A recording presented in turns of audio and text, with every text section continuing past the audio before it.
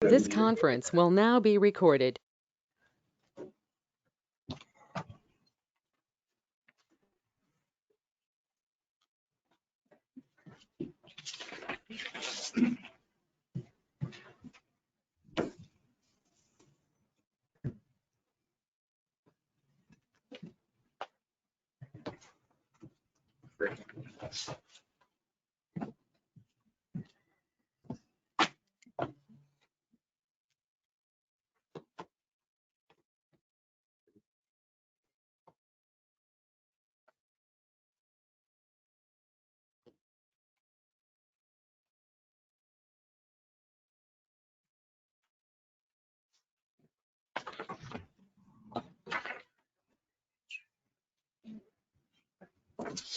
It's 7:30, we have a quorum, so I will call the meeting to order.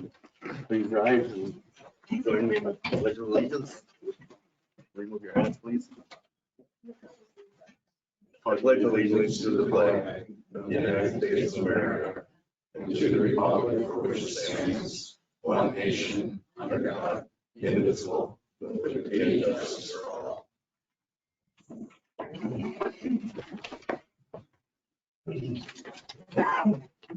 First item on the agenda is a public hearing regarding the appeal on nuisance ordinance and enforcement.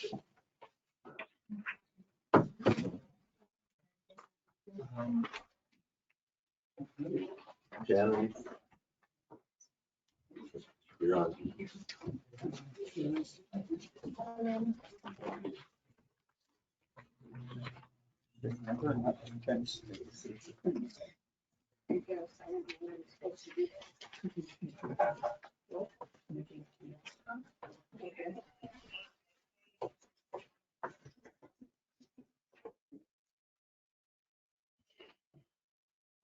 I don't know what. A complaint has been filed against you for having buildings and vehicle materials on Township Cartway. Do you have any response? Well, I didn't know it was a cartway. I thought it was a driveway, and we did leave lots of room for somebody to drive through there. I don't know. Board? Or I did stop out at the property earlier today. It does look, from the pictures we've had, it is getting cleaned up. Yeah, we've been working. Yeah, you can tell from the pictures that we initially received to today that there's been definitely some attention to it. Yep. Well, like I said, his uncle died, and we kind of do things so we could do things over there, and that's when you guys showed up.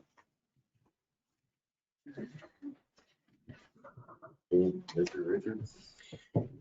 Yes, just a little background information for the public hearing.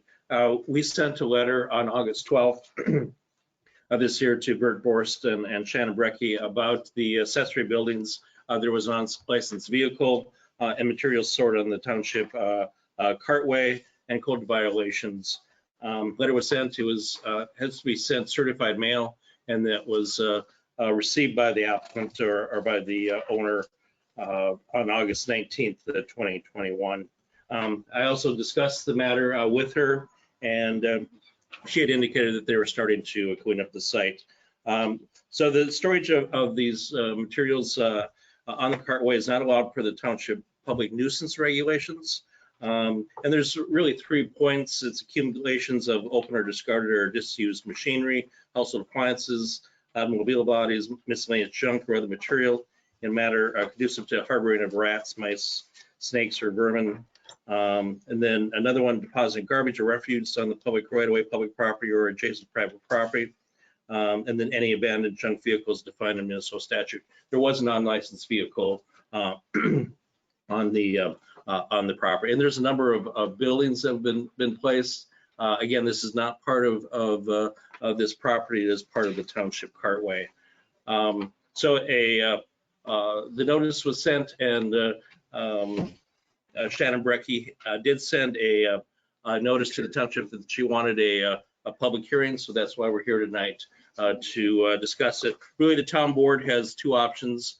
are two items to discuss, whether the nuisance exists under the ordinance, and then two, the timeline for abatement. So on the, this is the public hearing, so that later on your agenda, you have the actual discussion item. So I guess, Mr. Chair, would ask if there's any comments from anyone in the public. Are there any comments from the complainants? If that's the right word. Can I ask a question? Yes.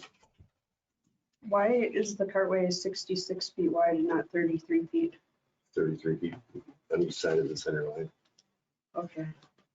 And you know that's wider than the road though, right? Pardon? That's wider than the street out front.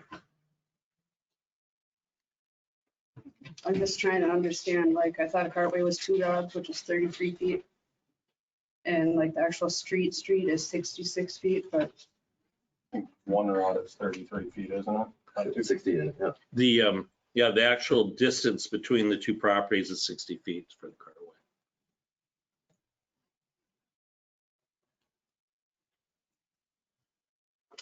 and also, I really don't understand this. When I look up a cartway, it says it's a road. You guys last year said that was not a road. I think that was on our road, that county road map as they cartway. I guess the issue is that there is accumulation of junk. There's the items under the public nuisance. Whether it's a cartway or not, it is a hazardous situation. We cleaned most of it up and the car wasn't junk. I didn't get tabs because I hit a deer, but now it has tabs, has insurance. I've driven it a few times. What about the snowmobiles? The snowmobiles are on the trailer, they're on. They're on the trailer. They're on a trailer now? Yeah. They're, Yeah, we took them off the trailer because we had to help at his uncle's when he passed away. Stopping out there today, the only thing is just me not getting a tape measure out or anything. It did look like there might be a bunch of wood yet. Yeah, that goes in the they're going woodshed, to you have to split it Okay. and stuff.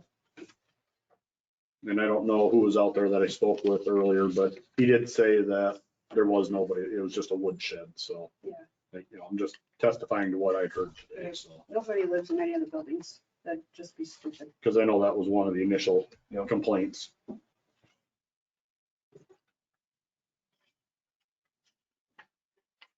Are there any comments, other comments, concerns, questions? If not, we'll move on from the public hearing to next item would be to approve the agenda.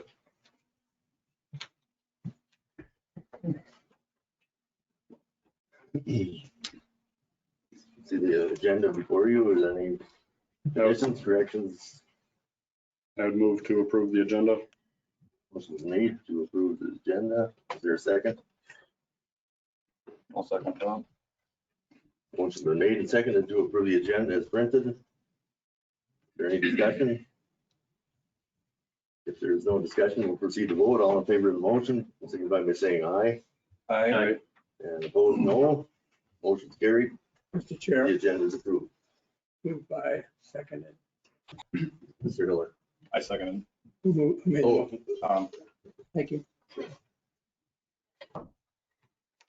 next item is to approve the minutes of the August 17th monthly meeting, and it was brought to the attention that in the new business, the numbers were flipped on the ditch mowing quote from Mr. Lundin.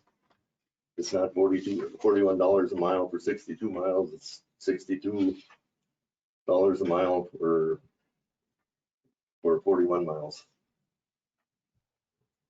So that I would move to approve the minutes with added corrections. motion is made to add to approve the meeting minutes of August 17th, which is that correction? Is there a second? I'll second that. And Mr. Wilhelm has seconded the motion. Is there any further discussion? If there is no further discussion, we'll proceed to vote. All in favor of the motion to approve the meeting minutes of August 17th, signify by saying aye. Aye.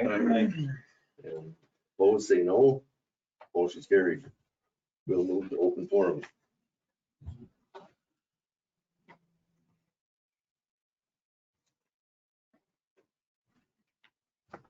Anyone want to speak before I do? I've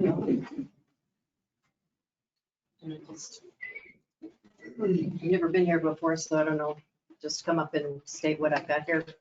And say your name, please. My name is Cindy Polkamp. I live at 4301 85th Avenue in Princeton Township. My property has 12 acres. And on the north side of the property is 45th Street. So on or about the 17th of August, my daughter asked me if I had dumped manure on our trails. And I said, no, I hadn't. And we had just gotten back from a trip from California, so I didn't go out there and look. Then on Labor Day, it was on Sunday afternoon, more manure was dumped on the trail, which comes out on 45th Street. Okay. These are field trails. I did go see it that time, and it was pin manure that had been dropped. Okay. So I asked my neighbor if they knew what it was, and they said, no, only they would have that, or Mr. Duden would have that. So I called the sheriff, and the sheriff went over there and talked to, I think his name is Richard, and it's his, Mr. Duden's father-in-law. He admitted that he did do that and that he had permission from you guys to dump this on my property. So that's why I'm here, is because he said that they had permission because we had some erosion there. And so I said, well, why couldn't you have put rock or manure? And they said, oh yeah, wouldn't everybody want rock and manure? I mean, rock and, I said, couldn't you put rock or dirt? And they said, oh, wouldn't everybody want that? It would be too expensive. So I guess I didn't know that that's all we could afford here. But anyway, then he also said that that he would clean it up, but it wouldn't be to my satisfaction. And so then the next day, Mr. Duden came over and he said that he would clean it up. But he wouldn't be able to get it all up because of the incline.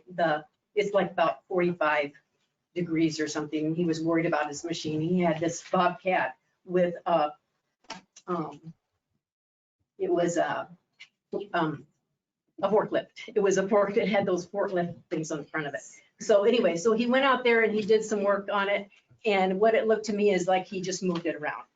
So we told him that he needed to clean it up, that it wasn't acceptable, that it wasn't cleaned up the way it was before. So then so then about a week from then, now there's been dumped some other stuff. I don't know, it looks like old hay, or like hay that has been sitting in the back of the barn for a long, long time. I don't know, but it's now that's there, and it's an eyesore, and it's also we have to drive over it when we leave our property to go over on that side. I am a widow, and I don't feel like it's my responsibility to have to clean this mess up. And I would like to know what if the town council said that for him to put that manure there, then I think that that you guys should be responsible to clean it up. And I've already talked to the watershed, because it is a watershed, and I've already talked to the pollution control, Minnesota pollution control. And so anyway, I just want to know what you guys think. I can't afford, I will have to pay somebody to come clean it up, and I don't feel like it's my responsibility. Do you have any pictures of this? Yes, I do. Can I see them, if you don't mind?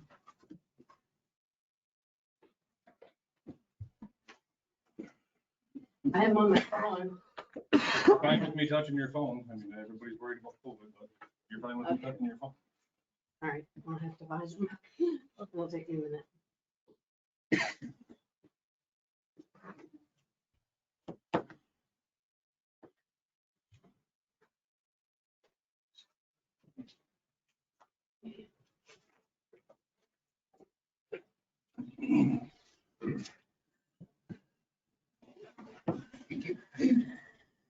Sorry, I didn't mean to put you on the spot.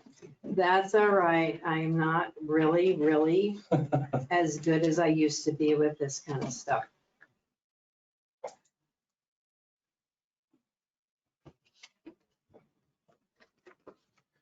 Here's the latest stuff. Okay, that was put down. I don't know what that's there for, but you probably can't see a road. There's a road, okay? So you can see it right there. Put on the road like that. Like that. That's the latest stuff that was dropped.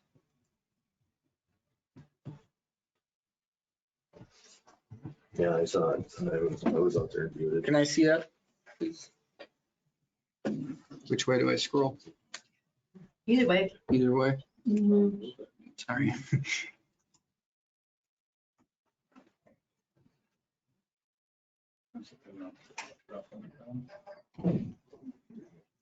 So that's what, That's the latest stuff. That's the other, the pin manure was moved around.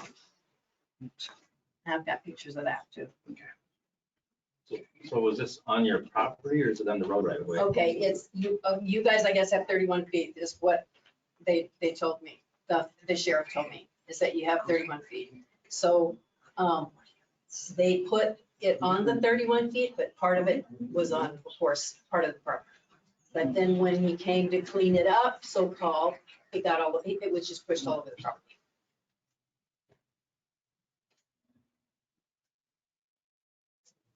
And I think you need a rake and you need something to put it in and to take it away. need a hydraulic grapple. Well, we don't want the property messed up. That was the whole thing. My daughter didn't want to come tonight. She said she didn't want to come because she didn't want to see anything happen to mess up the property any more than it's already been messed up. Even though it's trails and things like that. But it's nature trails and we love it. But why was there a 45-degree angle ditch coming up into the highway? There is that. So There why, is that. I explained to you why, because we got four-wheelers coming up out of the ditch, making U-turns in the highway and going down the hill, it's starting to washboard. When you come over that hill, it locks your brakes up and about throws you into the county road. That's when you like have about trouble. 100 feet. Yeah, you ever pulled a loaded trailer down a hill? But you're coming up a hill and then you come down, so you have plenty of, and we're not the only ones that ride that road. There's many others that are on that road. I know, but the ditches, the trails are coming out of your property into the county road, turning the four-wheeler around in the road. Like whipping the shitty. Yeah, going in one driveway and out the other. And my daughter came out of there the other day. She said, Mom, just coming out of there, there gets to be ruts in the road, even though you're not going fast or anything. So. Thank you.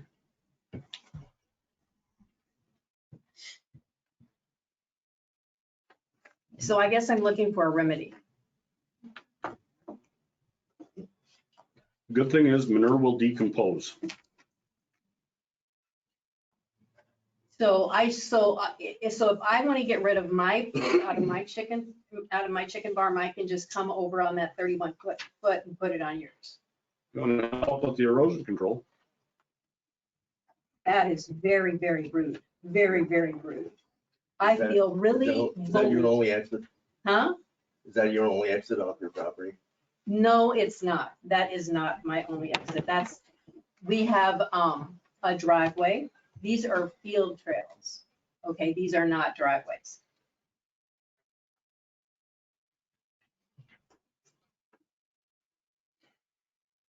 So the issue was the shoulder was eroding and we went out and put some manure on the shoulder. The issue was that he brought manure over. But why would you do something like that? Why wouldn't somebody talk to me? You said that we voted as a board to do that? His father said, and then he told the sheriff that, that the township told him to do it. It's nothing we ever voted on. No, I've never come before us. So my issue is not with you, but with Mr. Duke. When I heard about it, I went down, looked at it, and the road was, it was like a chop through about 20 feet or 15 feet into the road.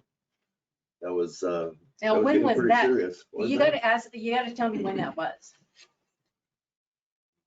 Right after I was told about it. When was that?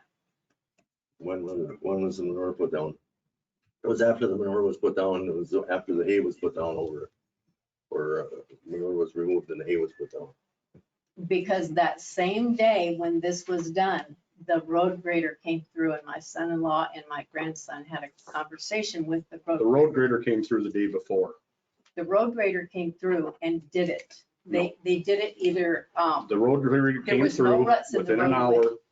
Within an hour of the road grader came through. That's when I did it. then I know that they have hardly been out there on that road since. So it's, So we solved the problem. okay, so if there's ruts at all, and I don't believe that this is the issue, the ruts, okay? But if there's ruts at all, it would have been 1 or 2 times because my daughter tried doing it and going out there to see what would happen.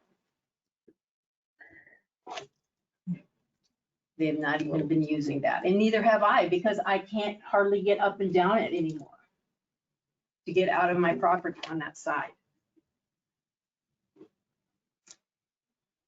So you guys are saying that you did not authorize it.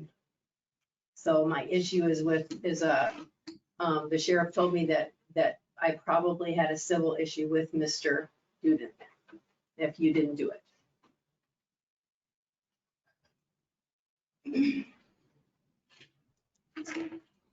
Well, Is that, I never voted on it, no. I mean, no. is this, you were, earlier you said something about raking. Is this something where we can have some people go out and rake this out, put some grass seed down and get it growing grass so that? that would be fine. Will they stay off of it so that they're not running up the trails and having erosion control problems again? Well, and I told Mr. Duden's father that if that was the real issue, erosion, okay, if that was the real issue, that we would be glad to move and come out in a different place. I don't have to come out in that place. There's plenty of room there to go out on a different place. I can do that. Have you been, had anybody stopped and talked to you about this before? No, not at all. Did anybody talk to your grandson or daughter? No. I had discussed it with her grandson. He said you did not. I almost hit him one day coming over the hill. And he said that did not happen either. I'm sure it did. On your side. Hmm? I would just move the cul-de-sac on your side and make a turnaround before you even hit the road. Then you solved all that issue. Yeah, but it's not covered.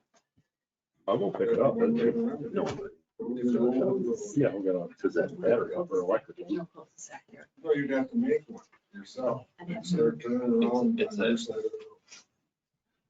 That would solve this thing.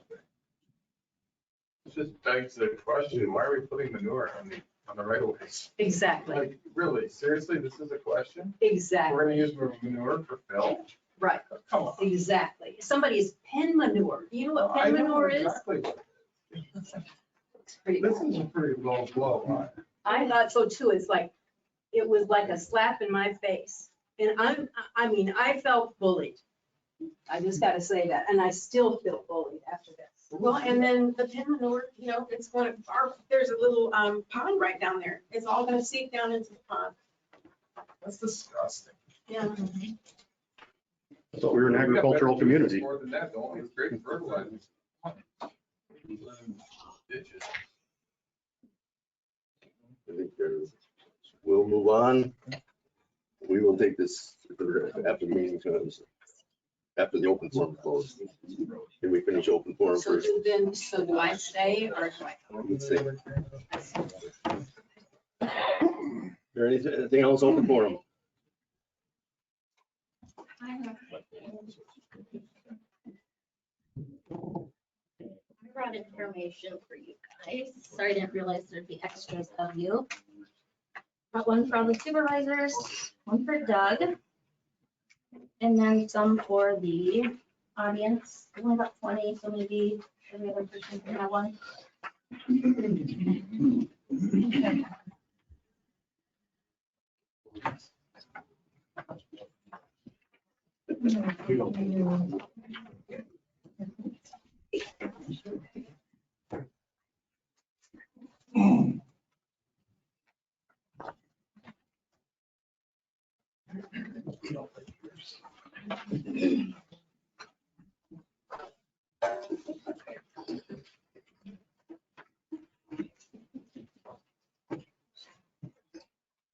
So in the handout, there's we have the traffic sign policy, which is not on the website. Like everyone states that it is. So I printed it out for everyone. Following that is the resolution to put that sign policy in place. Also, the 2 maps of the township.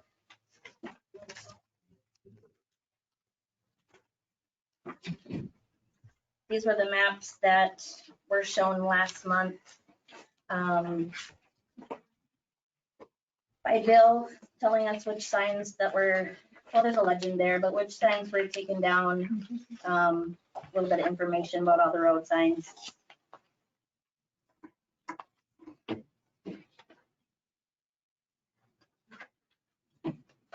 And so this was, I know when we talked last month, Bill, you had said that there was never a formal road study done that you could find. This is a formal road study. It was performed by Jeffrey Hilden, who worked for Jacob's company. Right? Yep. So this is the formal road study that you're saying we didn't have.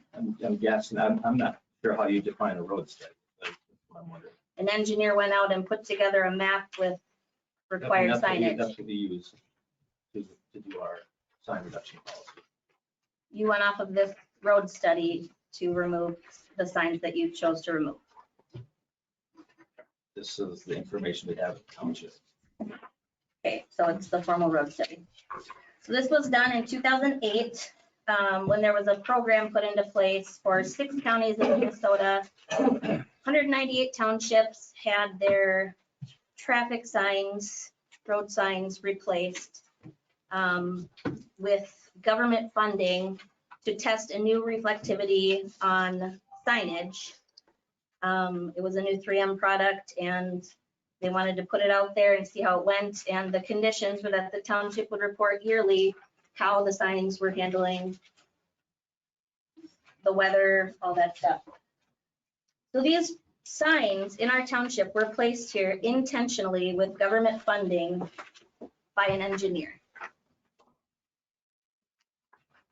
I spoke to the man who oversaw this entire project, the 6 counties. His name is Mark Vizecki, I think how you say it. So when he was overseeing this, these maps were sent to him, and we were actually, the government or this program, they were installing more signs than had ever even originally been there. Well, he wasn't excited about that. The goal was to not have as many signs, to reduce unneeded signs. So he came up with a program to basically remove signs that just don't, for reasons that Bill took them down, don't serve a huge purpose. Whether they be, you know, Deer crossing signs. all kinds of signs. I mean, every sign, I'm sure everyone here is kind of familiar, but we have stop signs missing, T's, yields, speed limits, every sign you can think of. So this was a program to reduce cost for the township in maintenance. And that is, I believe, what Bill was implementing when he went and took down, how many signs was it that you took down? You started with 410? No. Do you remember? 175, 185. I got roughly 58 signs that were removed. Is that correct? That's about right. Which leaves how many left? Out of a total of 165 roughly, so you were able to remove about 85%. Okay. And that was based on, hi Todd, I know. That was based on a, basically like a manual or a, This manual here, that came out for, the reason for this manual, well, it's based upon the Minnesota Manual of Uniform Traffic Control Devices. It's a big, thick binder that I didn't bring a copy with tonight. What you're saying is true. When the manual required all road authorities back in the early 2000s to comply with the retroreflectivity measurements, these townships said, how do we pay for it? We can't afford to change our signs every so many years. It's gotta be expensive.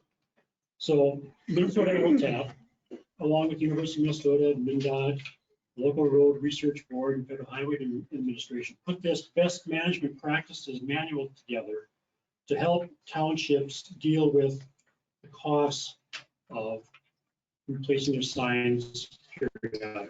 What year is that book dated? This is dated 2018 is when I received it at the seminar.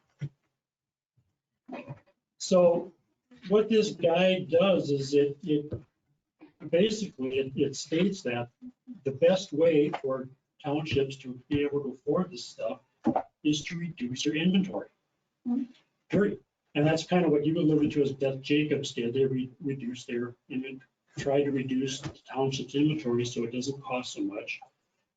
And basically that's what this township did, is go through again one more time after so many years to reduce signs that we didn't think were necessary. And out of the 165 that we have, yeah, we chose 58 that really weren't, first of all, required by the manual and that served really no purpose. Amongst them were, like you said, 13 pedestrian crossing signs, pavement ends, blind driveways, curb warnings, and there were some stop and stop aheads that were not warranted. I don't know if you've looked at the manual, the Minnesota Traffic Manual. There's a special section in it called Part 5. It's traffic control devices for low volume roads. It's kind of be the 2020 manual, and it deals specifically with low volume roads. Yep. And the manual is, and I'm sorry if I'm rambling, but I'm trying to get people to, everybody needs to be on the same page. Exactly. And everybody needs to understand the requirements and the rules. And the rules are thick, but we try to do our best and try to follow these guidelines. The manual takes every sign that there is and gives three meanings to the signs. They have a standard, which is a shall condition, which means that you are required to put this sign in this place if a certain condition exists. That's a shall. And then there's guidance, which suggests that, hey, you should consider a sign here if certain conditions are met. And then there's options, which you may or may not want to use a sign there. Based upon the manual, the only regulatory signs that are required are stop signs at railroad crossings. Stop signs, believe it or not, are not required on any local low-volume road. I'll say it again. Stop signs are not required by the Minnesota manual on any low-volume local roads. They're also not illegal though. True. If there are conditions where an engineering judgment is determined that there should be a stop sign because of a sight distance issue or an intersection with a highway, yes, they can be placed and they can be implemented. I'm just letting you know that guidebooks suggest that going through the manual and picking out all these signs that really are not required need to be assessed to see if they can be removed, which reduces costs and helps townships deal with this, the cost of the sign replacement program. So, yes, that's what we did. We used this map.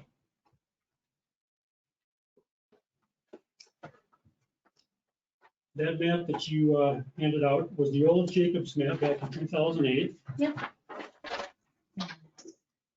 And it kind of ignore the red X's for now. We'll get to that later. And a list of all the signs that they identified in the township.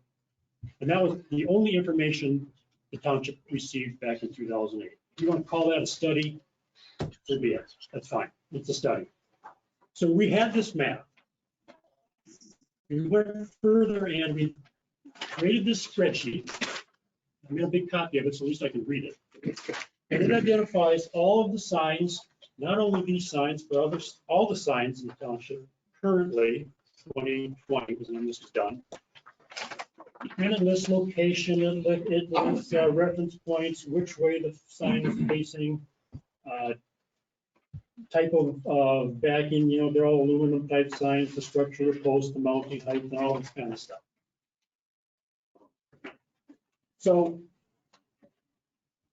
once this was created, again, we took this same map and we highlighted, Bill and I sat down using the guides, the recommendations in this book and the Minnesota Traffic Manual to look at these signs and say which ones really don't apply and which signs are not required.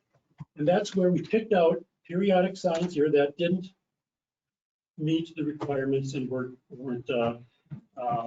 applicable.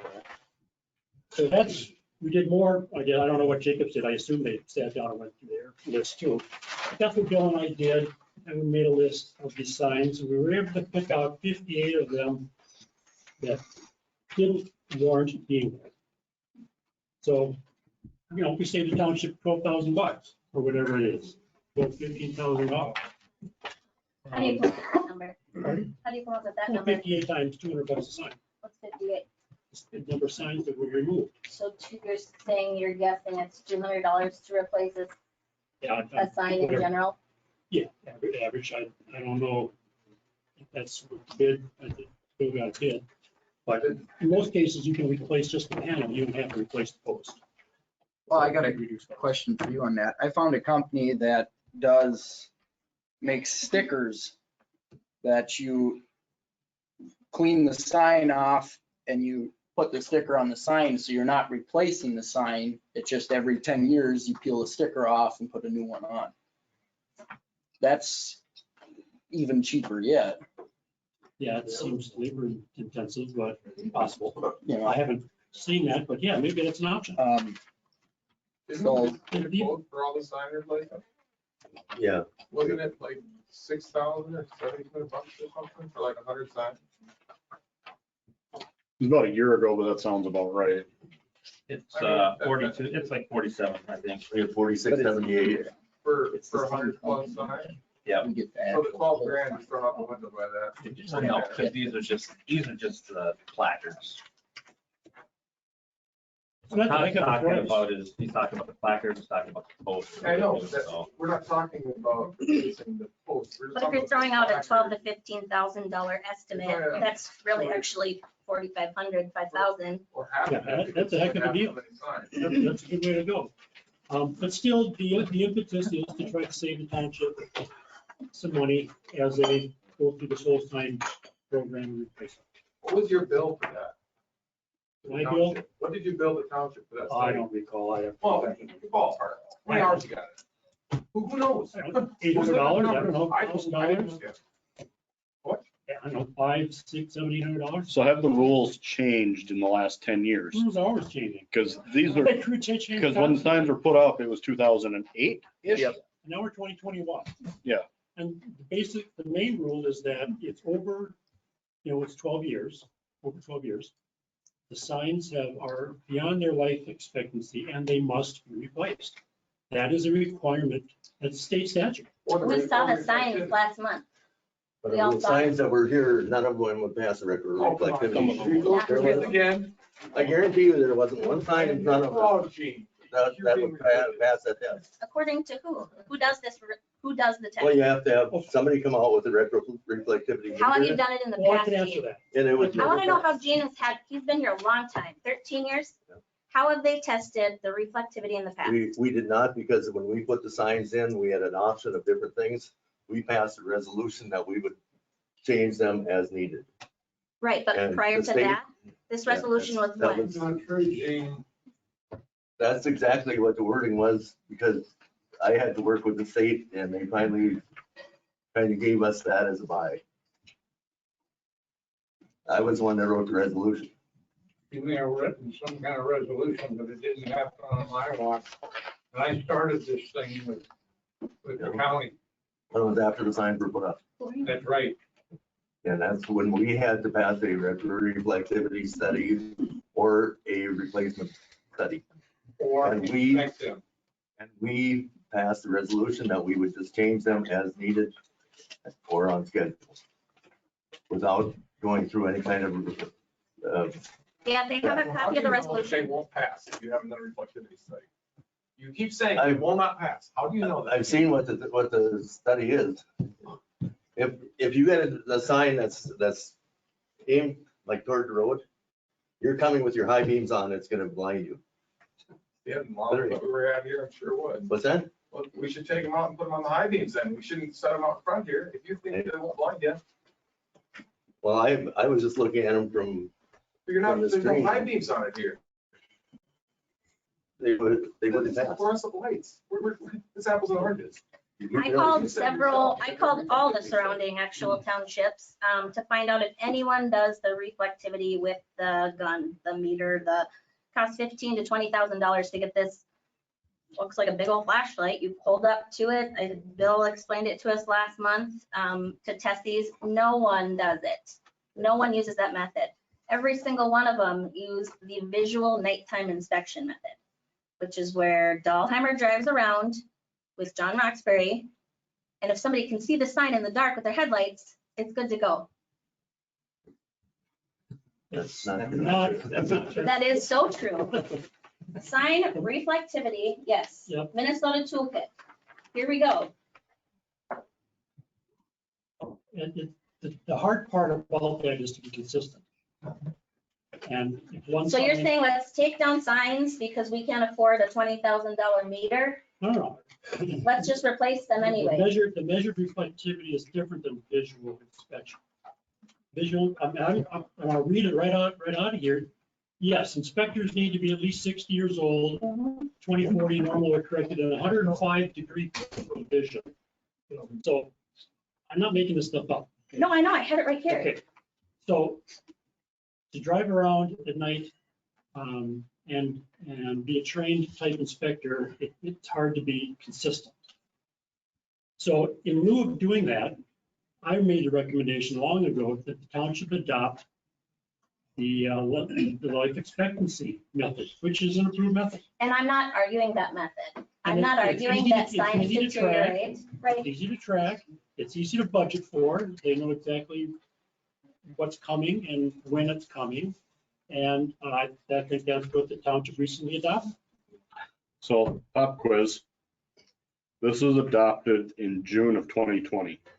Why did it just come about 3 months ago? You know exactly why, Tom. I'm flat out asking. Why You was want it me to an, go into it right now? why was it not an issue in August through July 2020? It was all over the forum, the entire election cycle. Some of us just kept our mouths shut. Nobody's got balls as big as me in this room. Sorry. I'm, And you know exactly why this is an issue for me.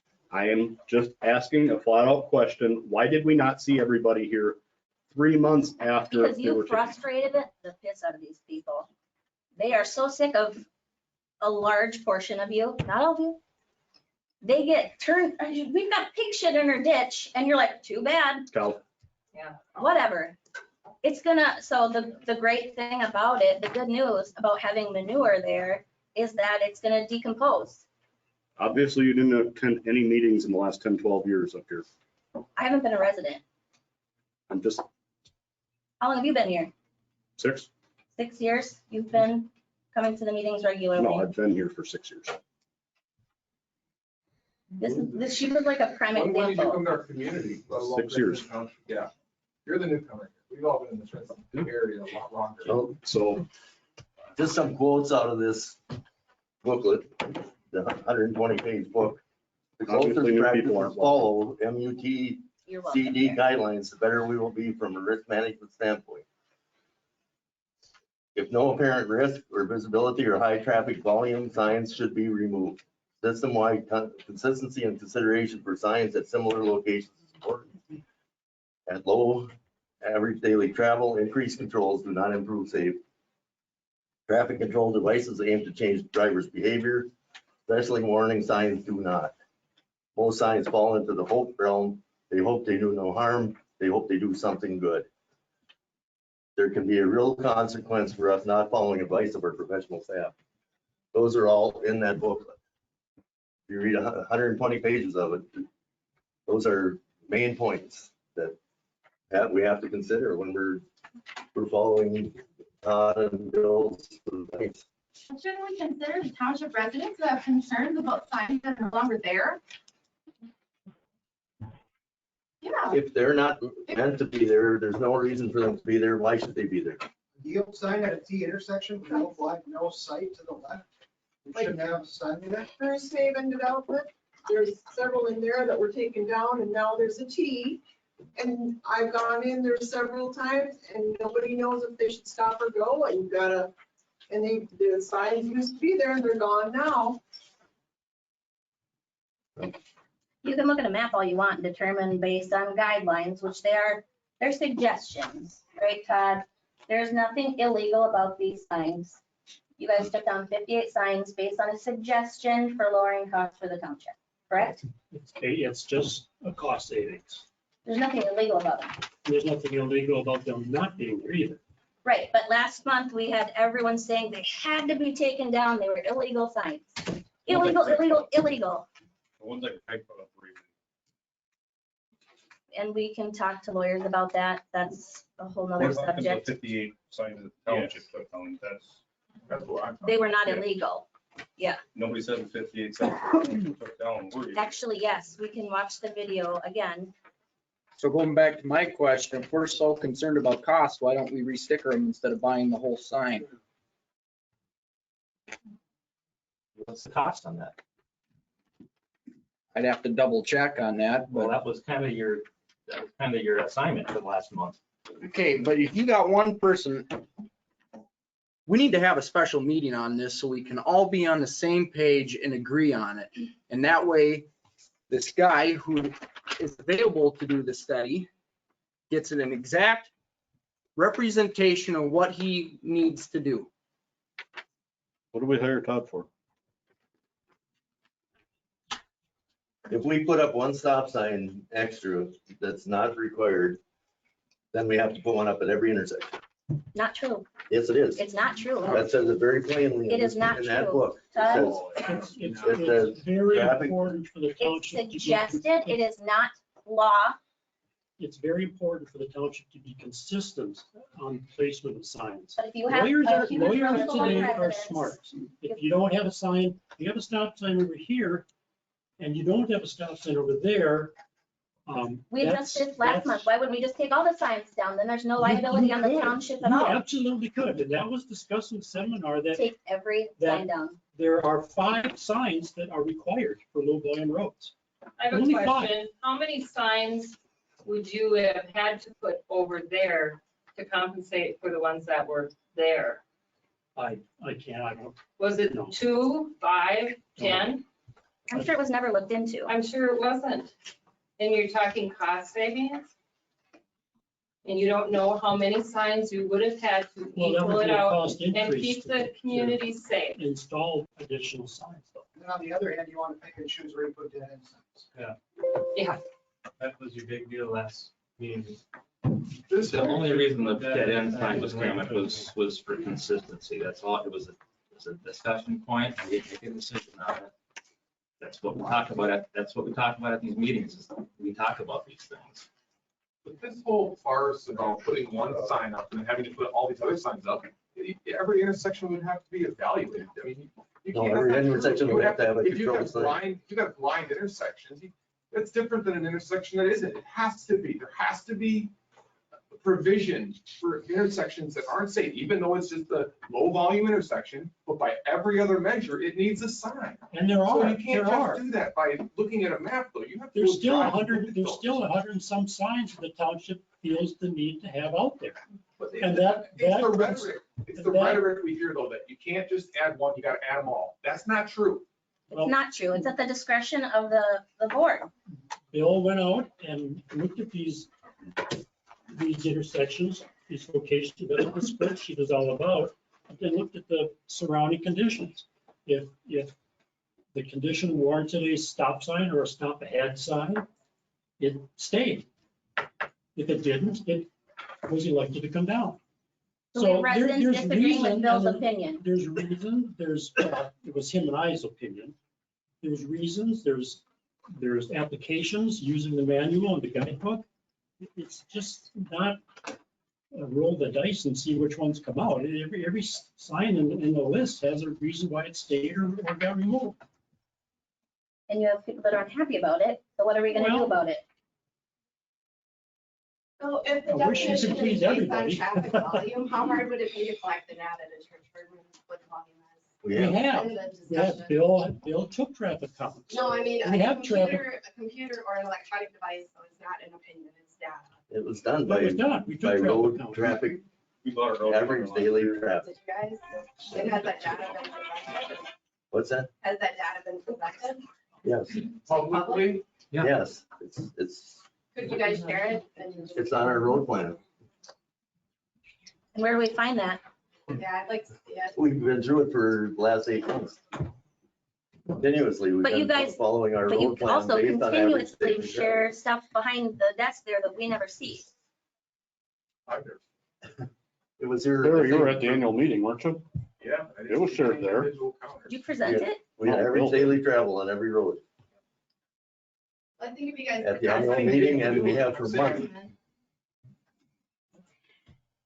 I'm not saying you didn't do it, I'm saying it hasn't been presented. It was at the annual meeting, and it was at every printout we've had concerning road maintenance has had something with the average daily travel. On every township road. Yes. On every segment of it. And Well, I took Maybe 37, not I on took like a dead end 37 where there's readings. one person living. On 92nd Avenue. You're talking about one of those little black things across the road that people drive over The it. building is. Industrial park. And so there should be a What I'm trying to spreadsheet. say is, they haven't been done everywhere. They've been. I done in I said not on selected some of the dead end roads, whatever, but they have been. places. You talk about high traffic. That's high It's gotta be traffic. less than 400, it's low. I'm not saying you need it there. I'm just saying it hasn't been done everywhere. And once again, we're making these blanket statements like they've been done everywhere. It's not true. If there's, this road has this many and there's no exits or off, it's probably gonna be the same a half mile further down. Or within reason of the same. Anyway, we're going nowhere with this. We can move on if there's somebody else who wants to speak. So if a resident has a concern with a sign that's not there, should they come talk to somebody sometime or write a letter, or what should they do if they have concern for safety or something around their property or where they What drive? sign specifically are you concerned about? I'm asking for others. Oh, There's a yeah. lot of us here. What is the process if someone wants their sign put back? They felt it was important and you guys didn't, but they do and they want it back. What's the process for moving forward with that.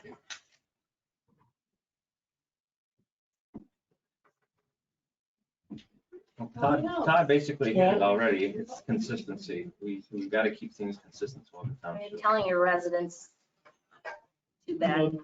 Any resident can send a notice or an email or a letter to the town board requesting that we look at it. We can look at it. We can look at these on an individual case by case basis if that's the case. We'll take a look, write up a brief summary of what we find, and our board can make a decision. So you'd like us to send an email to Doug?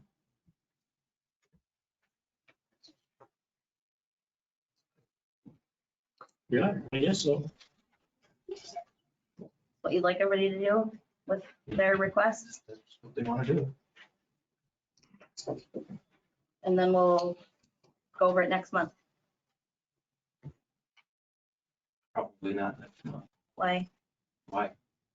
Well, if we send them in We now, could you have a do month to annually. look at it, and so we have to wait till next year?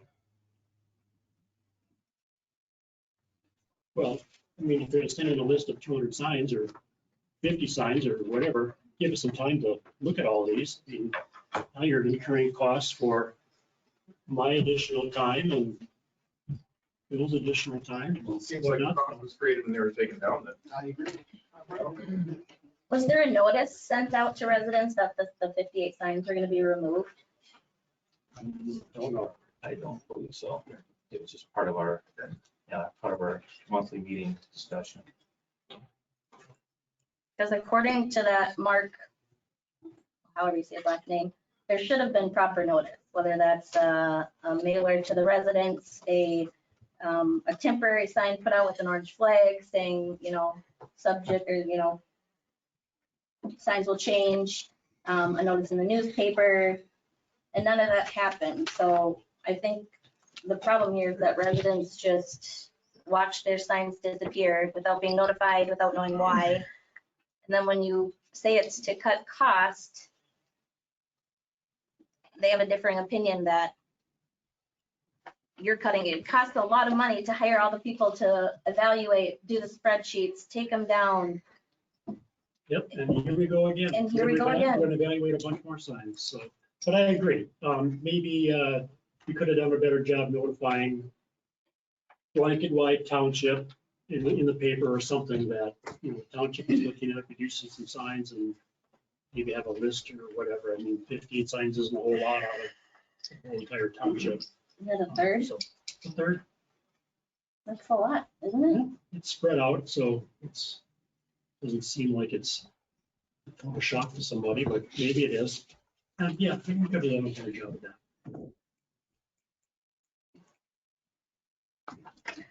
The only other things I have in your guys' handouts is I have a little bit of information about the open meeting law. I think we discussed last month that those have been, we have several instances that I can point out specifically of violating open meeting law. I'm encouraging everyone to be more careful about that and be more transparent with what's going on with what you guys are looking at. The audience should have a copy of that so we can see exactly what you're talking about when we're approving money, when we're looking at, what was spent previously. Because then in the last page we have there is actually a Excel spreadsheet of finances that you guys had approved. Everyone signed off on the minutes. And there's discrepancies between the ending balance of 1 month and the following beginning balance of the next. Most notably, $131,000 missing between December 31st of 2000 and January 1st of 2021. My guess is that's the Bremer Bank CD would be my guess. But you're looking at two different numbers. Hmm? Yeah, you're looking at two different totals. Two different totals of what? What do you mean? It's what Thomas just said. No, you One ended- is and one is not including the CD. But don't your numbers have to balance? This is based on the $21 worth of papers that Doug gave me earlier this month, last month. We went through it and looked at ending balances, beginning balances, and then there's discrepancies. All of these reds are discrepancies. So, and you guys are signing off on these every month. But nowhere does it catch up.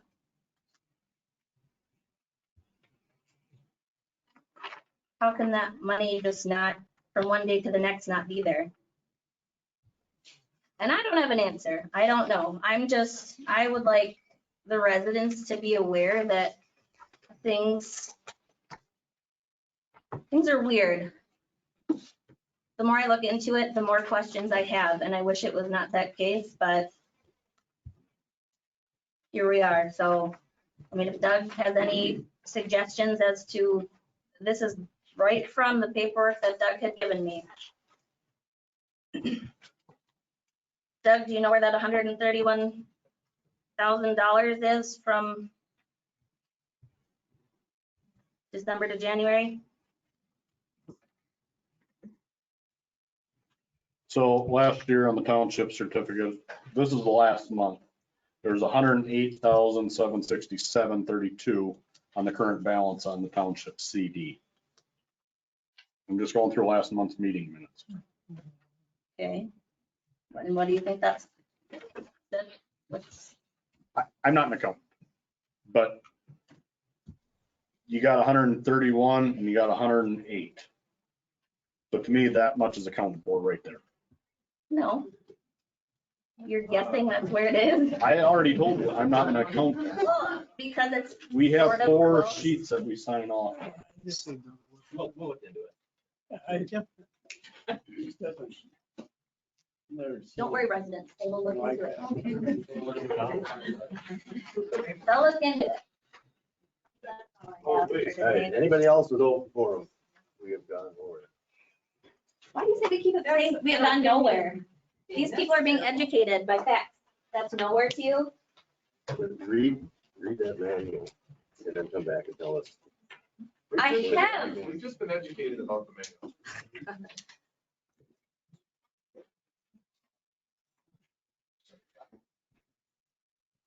Good evening, Jim Cussler, 2827 100th Avenue. I wanted to stop by and address the board this evening regarding the agenda item for the Section 27 development that your planning commission's been working with, and I see it's on your agenda this evening. I'm pleased to see that. I'm a bit concerned that that this township is working toward a comprehensive plan amendment, which would effectively suit a landowner that wishes to develop his land. That comprehensive plan has been in place for some time. It's under study and review on an interim basis, and it's coordinated with, county and Princeton City. I recall we coordinated our comprehensive plan with them, and the whole purpose of the comprehensive plan is to assure orderly development and proper land use. And I'm concerned that we're looking toward an amendment to that, which would effectively suit a single landowner in Section 27 that wishes to develop his land. And I recognize it's a difficult decision for both the Planning Commission and the Township Board, because it's coming up almost on its 1-year anniversary of study. We continue to study it. It's on the agenda each month on an irregular basis for the Planning Commission to look at. And so I'm here to encourage you to take a very careful look at how you might act on this agenda item later this evening. And just understand that, just by the difficulty of the decision and the fact that it's been studied so long, it's a very difficult decision. And it relates to, it creates a lot of development costs for the township itself. But honestly, that's only the beginning. The approval of the plat, the amendment to the comprehensive plan is only the beginning. But once the development is established, the plat plan has to be reviewed and approved. There's additional costs for that. And ultimately, once the land is developed, well, it's covered in paved roads. Paved roads are significantly more expensive to maintain than a gravel road is, and certainly significantly more expensive to maintain than a road that isn't there at all. So keep that in mind. We got the initial cost in front of us right now to arrive at a difficult decision. But that's only the beginning. Then the rest of it follows along and it becomes a maintenance cost for the township throughout the longevity of that development.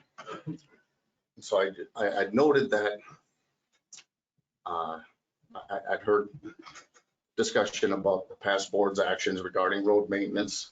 And I see you have a road maintenance plan in place now. But the difficulty for that for me is that the pendulum has swung so far now to the opposite side. I mean, it almost appears from my standpoint that we're actually selling off equipment now to come up with enough cash to continue the road maintenance. And that's a difficult thing to adhere to it as well. Interject just one thing. Sure. The equipment wasn't sold for that. It was sold for the reason that we aren't using it. It hasn't been out of the garage for 2 years. Correct. Right. So Right. And I recognize that's not a financial thing, is it? Sure. It was just final. Sure. It's a change in approach, right? I mean, we used to utilize that equipment. We hired our own people to operate it, and now you want to contract that out. And I see that there's difficulties with that as well. And you'll work through that, I'm certain, but there's it's a difference in approaches, how you address the road maintenance itself. But my concern is tonight is to look carefully at our comprehensive plan and understand how it was developed and its purpose. And So Jim, as a former board member, I am wholeheartedly asking you this. Why was the Denhigh Estates, and this might be before your time, why was that only platted at 1.25, whatever the size of it? As 2000 to 2002 or 3. it was well before my time as well. Okay. I don't The understand. planned urban development agreement that the township adopted when they took it out. Okay.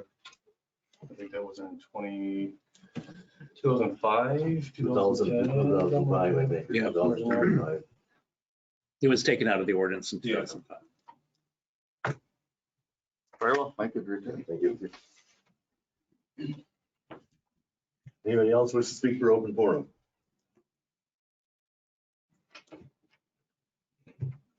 If not, we'll close open forum. We'll move on to Clerk-Treasurer Report.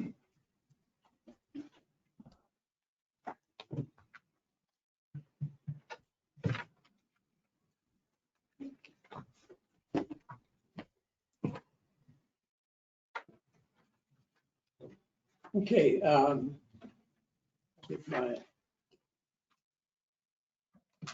you have the cash control, general fund beginning balance, $92,439.31. Receipts of $8,044.16. Dispersed $14,940, ending balance of $85,542.92. And then the road and bridge, beginning balance of $254,674.45. Total receipts of $98,451.40. Dispersed $47,394.06, ending balance of $305,731.79. The majority of that receipt was the proceeds from the sale of the equipment. Can I ask a question on that? Huh? Can I ask a question on that? Sure. The 98,451, that was for the equipment sales. Was that supposed to go in the general fund and then get reallocated to road and bridge, or thought we were? No, we did some research on We did that. some research on that? I did some research. The town board can put it anywhere the account likes. There is not a statute on this. So it's put into general or road and bridge fund. Thank you, Dan.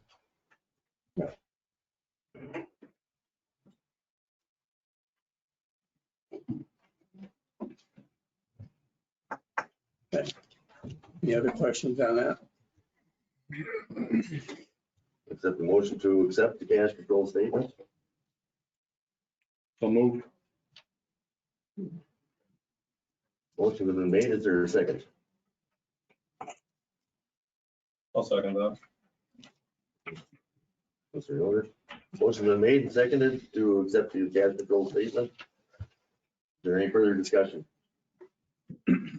If there's no further discussion, we'll proceed to vote. All in favor, signify by saying aye. Aye. Opposed, no. Motion's carried. We will accept the cash control statement. August payroll, Yeah, the gross payroll for month of August was 4,372.50, net of 3,518.80. is there a motion to accept the August payroll? I'll make that motion. I'll take it from Mr. Duden. So is there a second, Mr. Hiller? Second. Motion made and seconded to approve the August payroll. Is there any further discussion? There's no further discussion. We'll proceed to vote. All in favor, signify by saying aye. Aye. Opposed, no. Motion carried. Claims for approval. Okay. I have the list there. Total claims came to 89,489.41. The biggest one was the for the Princeton Road project. Goods in here. 70,913.05. And we received all the documentation on that, everything from the state of Minnesota, everything that we need on that to clear that.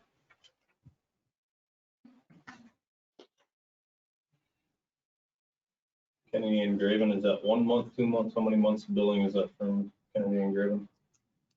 I don't remember seeing that on last month's. That was 2 months, wasn't it? Wasn't it? Didn't you tell me that Kennedy and Graven was 2 months? Yeah, you didn't have a bill last month. It wasn't on last month's claim, so. Didn't know if they didn't do any work the month before.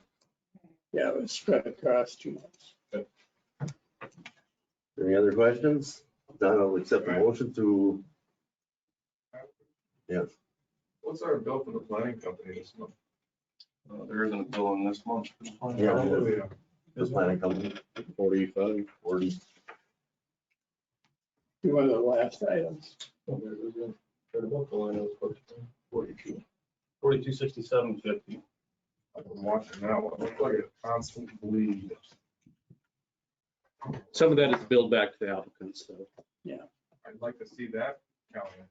Yeah, you can check. Massive amount. you can check with. Well, I looked at a lot. Is there any further I looked at a lot discussion? of it. We're actually just in the board meeting now. Is there any further discussion? Is there a motion to accept the claims for approval? So moved. Yes. Dan? Is there a second to that motion? I second that. Motion has been made and seconded to accept the claims for approval. Is there any further discussion? If there is no further discussion, we'll proceed to vote. All in favor of the motion to accept claims for approval, signify by saying aye. Aye. Opposed, no. Motion is carried. Claims are accepted.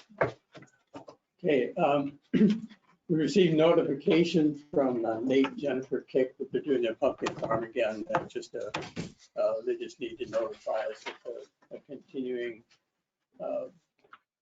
conditional use permit, right? Or interim. I'm never quite sure which is which, but they're operating under that use permit. So they just fulfilling the requirement to notify us every year. And then I think everybody.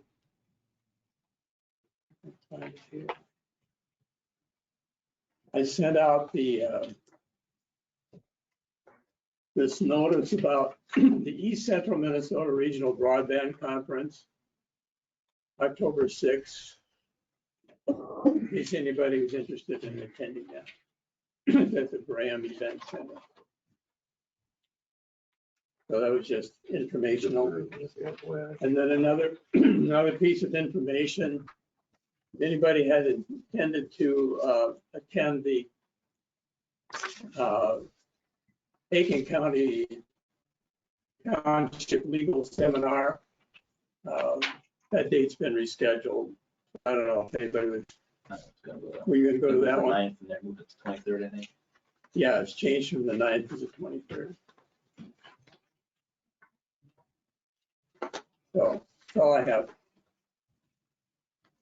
There's no more Clerk-Treasurer Report. We'll move on to zoning administrator's report. Yes, Mr. Chair, you held the public hearing related to 182 55th Avenue. Now is the discussion aspect of the discussion. And I just wanted to remind you, you're really looking at 2 points. One, if there is a nuisance that exists under the ordinance, and then 2, if you decide there is, the timeline for that abatement.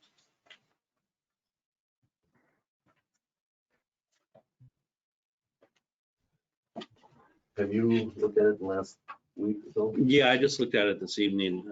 Again, I didn't walk onto the property. It doesn't look substantially different than when I took the pictures, to be honest with you. I mean, none of the buildings have been removed. You know, maybe the car, the one white car, I believe she did license, but there's still piles of wood. There's a boat out there. I mean, there's a lot of items out there. And talking to Mr. Hill too, the purpose of the cartway is to retain access through that. Once you start putting buildings, storage and materials, and again, there's the nuisance issues with, you know, vermin and whatever that you have living under those buildings or in those wood piles in the junk that's accumulated.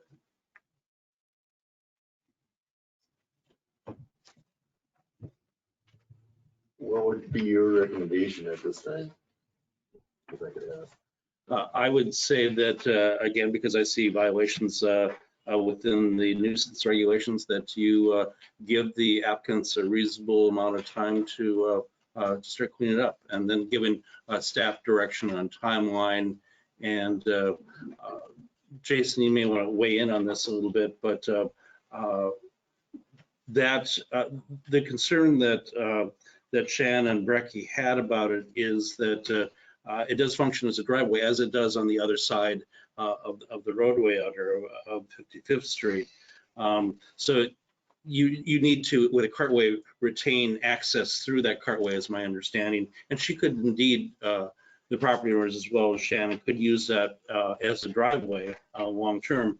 But again, once it's cut off any of that access with all of that accumulated junk, then I think there's an issue. And weigh in on that if I'm wrong about that in any way. Yeah, I think some of the confusion comes from the fact that that is a platted right of way. It's dedicated to the public, but it's something that's never been accepted by the town as a town road. It's never been maintained, but it still exists there as a recorded plat and a recorded right of way. And in that, under the law, it's labeled a cartway. It's different than some of the cartways that you see in other statutes where it is 33 feet. But it's just labeled a cartway because it hasn't been accepted by the town. So you do need to have that, you know, particularly for the neighboring property owners, there ought to be access through there. The other key provisions here are the nuisance provisions that if there hasn't been substantial improvement of that, the nuisance does exist.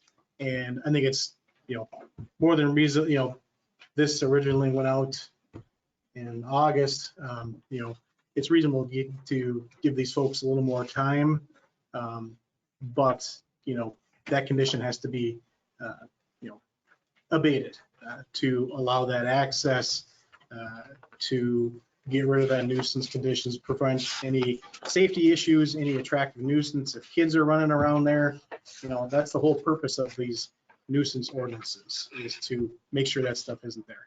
So I think you know, like Scott said, I think there's more than enough here for a determination that there is a nuisance, and then give them a reasonable time frame. You know, I guess I don't know exactly if there's a lot of stuff out there. You might want to give them some time to clear all that stuff, not like next week.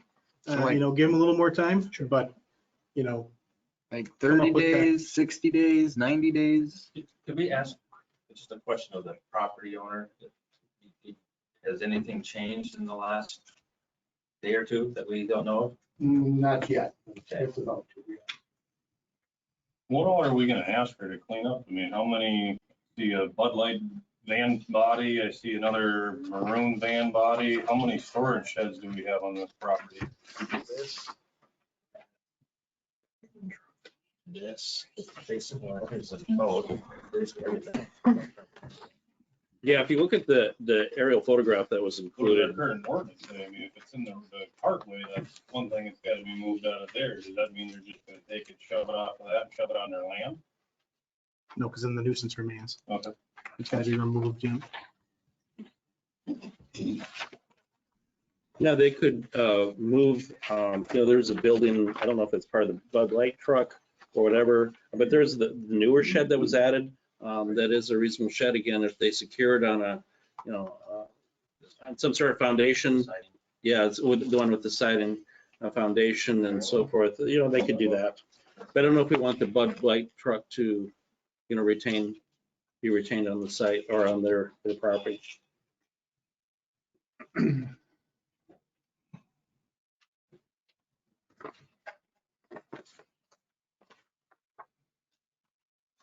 It sounded like they were working at it a little bit.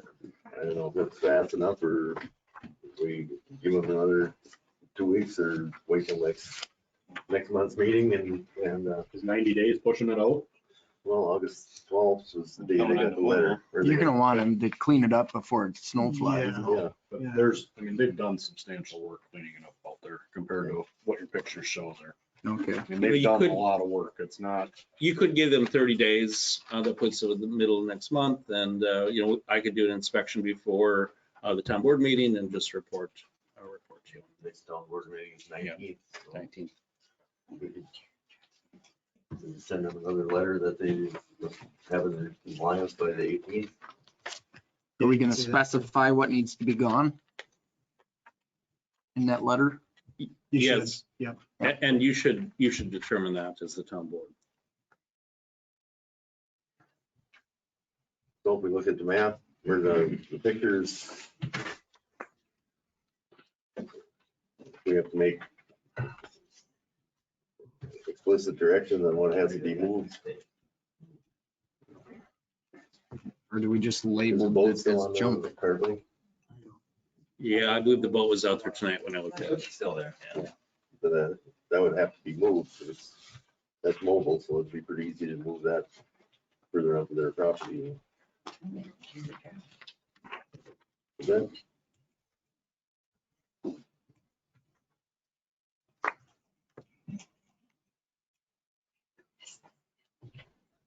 I agree that shed, I think it's on skid, that could be moved and kept on the property as an outbuilding.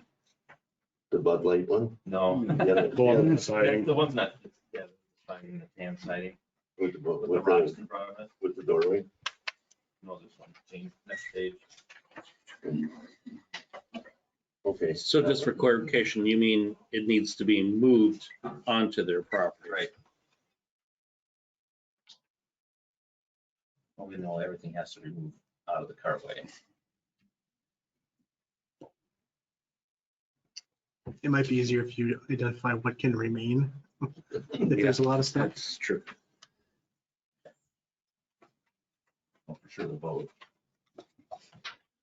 And like you say, as long as it's on the property.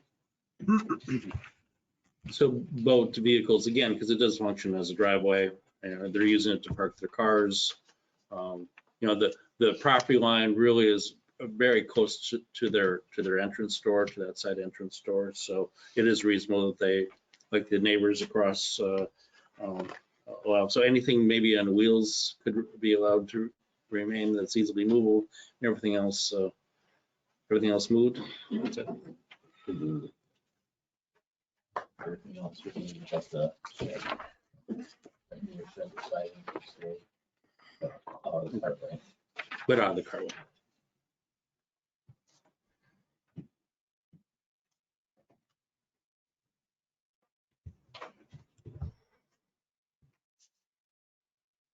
Would anyone like to probably make a motion on that? So that staff is given direction. I'm just curious, if we go ahead and make the motion, we send them another letter, it's gonna cost us money to send them a letter. I'm not going out there to pick this stuff up if they don't clean it up. Who's gonna go out there and actually clean this stuff up if they refuse to clean it up? I mean, what enforcement action as a board do we actually have? on something like this. I mean, I don't think Mille Lacs County, he left already, I don't think he's gonna go out and pick it up. I mean, when we get properties like this, I mean, what can we actually do? I think if I recall, the enforcement provision includes the ability, after you go through this process, offering them the chance for the public hearing, to go out there, abate it, and assess the cost back onto the property as a property tax, a service charge. Townships have the authority to do that for service charges. I think So we that's can- in the ordinance, so you would be able to do that. So we would. You'd recover those costs. That property is actually mine. And that Budweiser box has been there for 21 years. And there's never been anything said about it until they did what they did. Until they did what they did. But it's been there for 21 years. They didn't have permission to put the other building No. on. That Budweiser trailer was there the whole time that I lived there. And I was in this area for 37 years. And like I say, 21 years that Budweiser trailer sat there. So it's something that, you should be thinking about too. If they had behaved themselves, you Is wouldn't. that on skids or, Huh? is that on skids or in the ground? No, it's just sitting on blocks. But like I say, it's been 21 years and no words have been said about it until now. Been killed. Yeah. They did wrong. Yeah, they did. Just a question for you. I mean, we got the Bud Light trailer that's an eyesore for everybody driving by, or we have the other shed that's got siding on it. Mhm. I think I'd rather look at the one that's got siding on it. I think that'd be a little bit better looking for people driving by. And it's probably in better condition. But you can't see the Budweiser one It's- anymore. They it's got tucked in crap built behind. around it. Yeah, So, that's it at all. So the thing, I'm just trying to figure out why now after 20 some years, it's become an issue. So.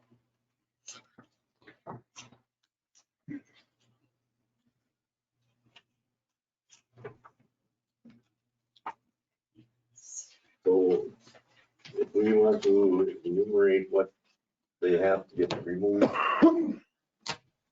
where do we start?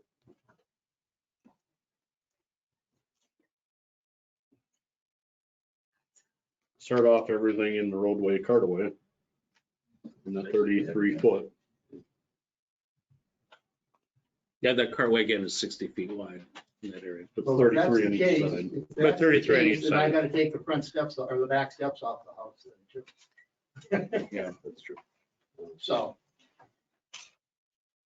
And if that's the case, the house right across the road has to be completely removed because that's right on everything. So let's think about what's going on here. Any mobile material? Are we allowed one storage shed per acreage of a certain size? Was that in our plans? We don't currently have a regulation. Okay. Just the size of the building per parcel, right? Right. Well, you don't even have that. No. Again, the planning commission is looking at that. We'll be holding a public hearing, but we don't have those regulations yet.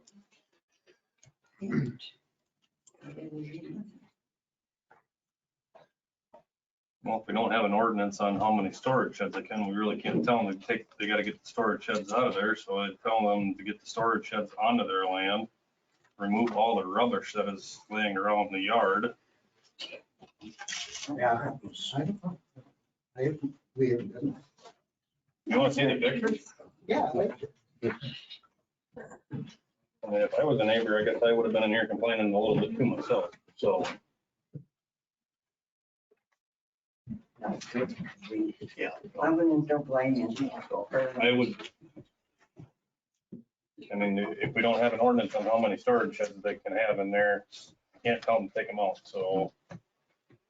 Get them on their land, get the garbage cleaned up and reassess it in 30 days. And if they or monthly meeting. So we review it by the 18th, so we'll have action on the 19th. Your motion? I'll make that a motion. There's a second. Can I have that back, please? Yeah, I'm just reading it here.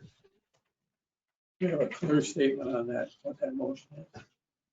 I would like all their sheds moved onto their property, out of the cartway, and all rubbish cleaned up.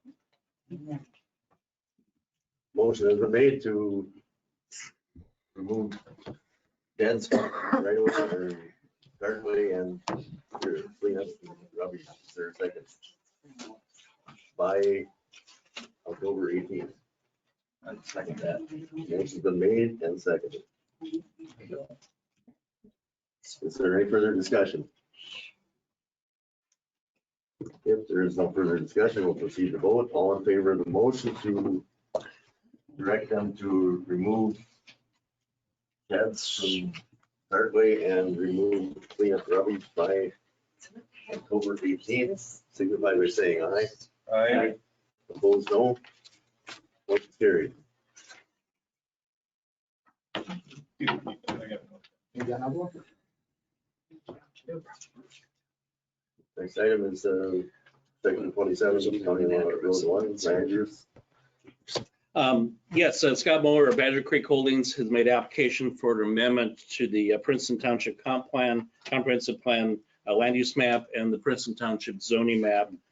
It's to change the classifications in section 27 on County Road 1 from R2 residential, RR rural residential, AC agriculture conservation to R1 residential.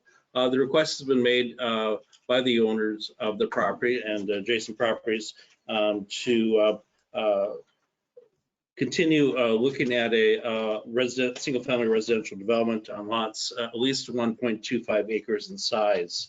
The town board has reviewed this in the past.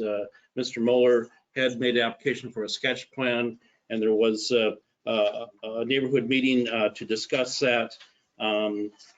Also, the planning commission looked at it and commenced a study looking at how some of these developments, such as Balsam Ridge and Preserve at Princeton, were developed with 1 acre lots to determine the use of the planned unit development, which we discussed earlier, was eliminated from the ordinance in 2005. We did a notification for the planning commission hearing of 750 feet from the subject area, more than 10 days. It includes the Badger Creek Holdings property at PID 16-027-0200 and 0300. And then also property owned by Linda and David Strong, who have given their consent on this.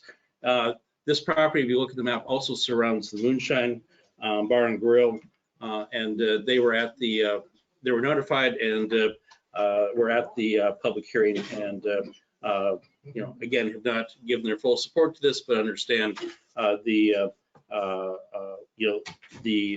move forward with the particular land use and zoning requests. Comprehensive plan was adopted, approved, at least the land use map. You may remember we didn't have a land use map as part of the comprehensive plan. The zoning map was essentially the same, but you did adopt that in January 19th of this year. The zoning and the comp plan designations are essentially the same for this area.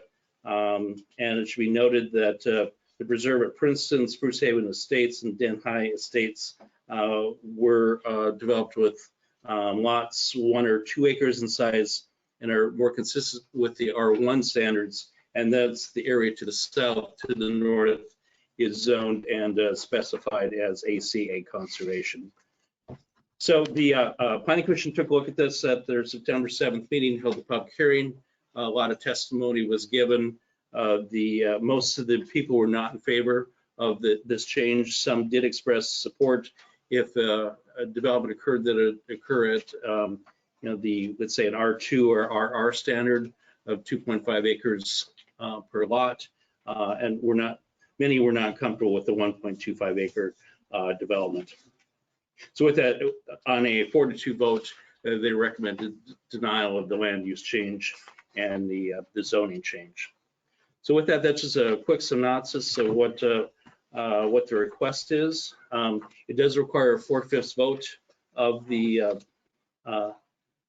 let's see, let me double check that. Yes, a 4/5 vote is required for the final decision on the land use and zoning amendments. Not knowing which way you would go with this, you could give a direction to us this evening, and then we could develop the appropriate ordinance for you to adopt at your next meeting, but with the assumption that you either approve it or deny it based upon your decision on that.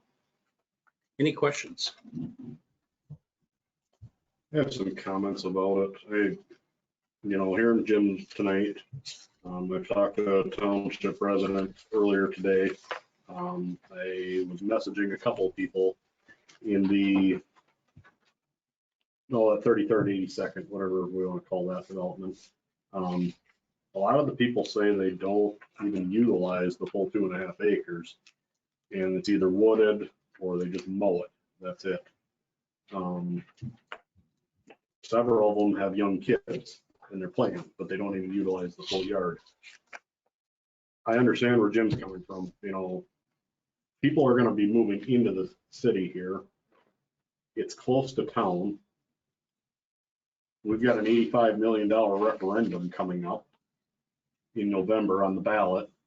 Mille Lacs County is hurting for money. All of our new business coming into town are building in Sherburne County. I don't know if anybody's noticed that. I guess I'm torn. I know where we stand on everything, but driving around that Denheim neighborhood, you look at all the areas, it's a nice community on the smaller parcels. But at the same time, I know our plan is coming down the road, but my thoughts are this is on the sand. It's not on the heavy ground. So I'm torn either way, I guess. You just, I know it was brought up tonight, I'm a newcomer. Let's welcome new people to the neighborhood. Not tell them, hey, you're not welcome here unless you have 2.5 acres. I mean, I'm not for everyone making money. I'm not for the developer making money. I mean, for Christ's sake, we just put up a development and we told them 2.5 acres. This makes sense geographically where it's located at, though, if you drive around that neighborhood. But I'm torn which direction. I'm playing devil's advocate because I know what we're conditioned to. But at the same time, does this make sense for what we're looking at as a whole picture, not as what we want long term or what we want short term? Does this make sense long term? Yes, it's more roads to maintain. At the same time, we got more houses offsetting the cost of it too.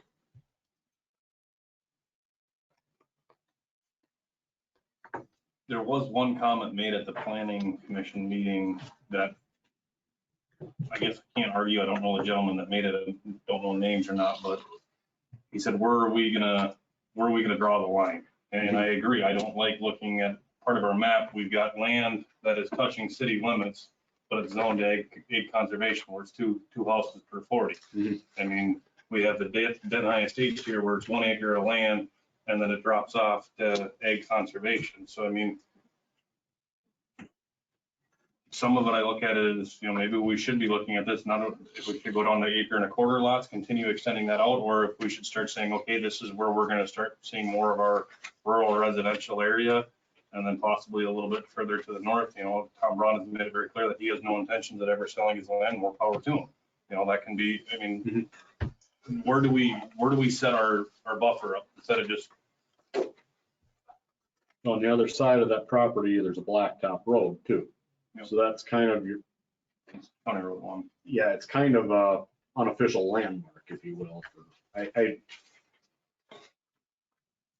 I don't want to see it spilling everywhere else. We just made different developers comply with our ordinances as they're printed. And to me, this is ridiculous to put 30 some houses in 40 acres or whatever. And have 30 houses, 30 wells, 60 potential septic systems with everyone having to have a backup. I think down the road, and somebody told me, well, yeah, you could just, you're not gonna be here 10, 15 years from now. Well, I don't think that that's the way we should be looking at it. We should be looking at it as, is this sustainable? And I don't believe that 30 houses in 40 acres with no common septic system or common water system is feasible. I'm very much against the changing the ordinance. Plus it's cost the township a lot of money to bring it back up when it's been rejected 3 times.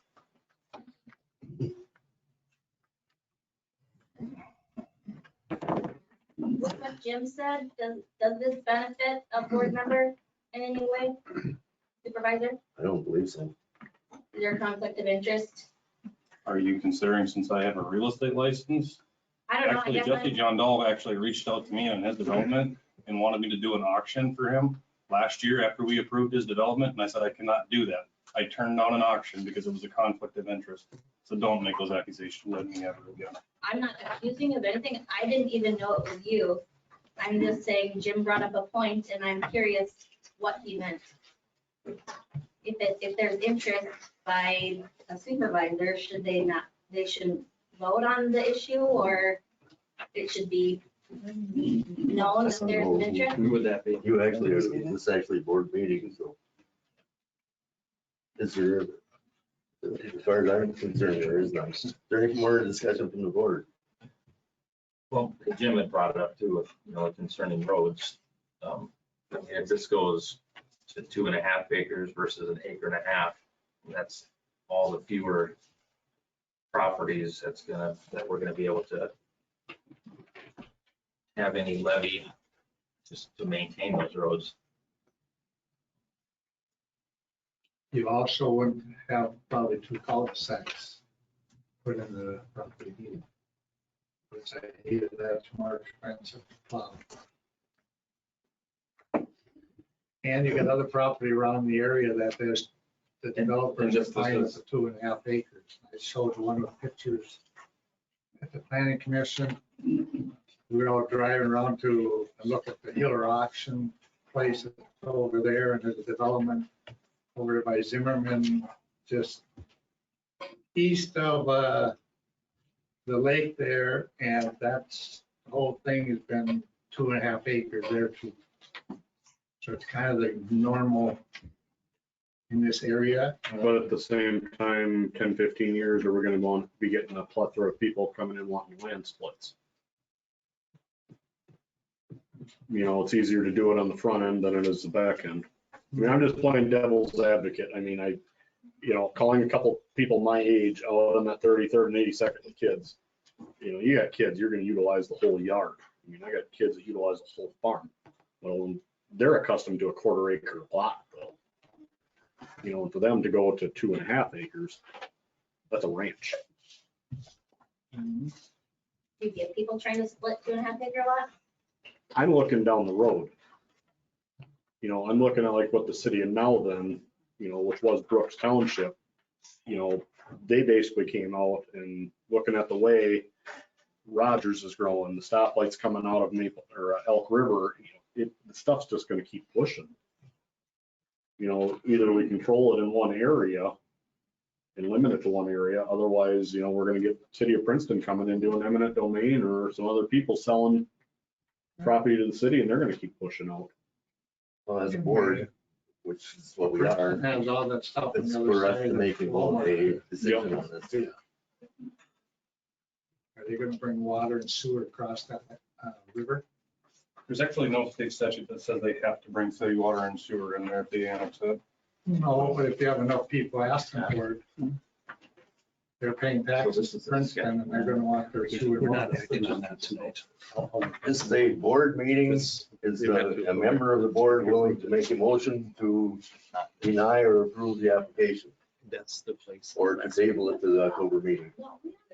Does this need 4/5 vote? Yes.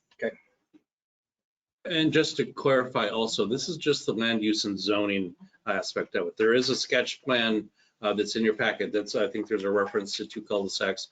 You're not looking at that or acting on that tonight.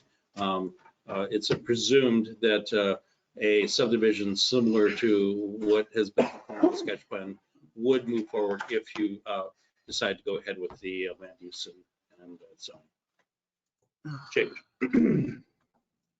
Board, what's your wish?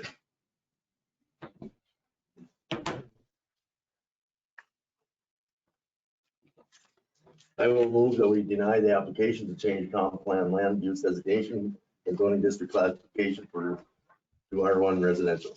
I'll second that. Motion has been made and second. Is there any further discussion? If there is no further discussion, we'll proceed to vote. All in favor of that motion signify by saying aye. Aye. And opposed, no. No. Motion defeated. Get a division on it, please. Well, we can have a hand vote. All in favor, raise your hand. And all opposed, raise your hand. That's 2 to 3. Motion defeated.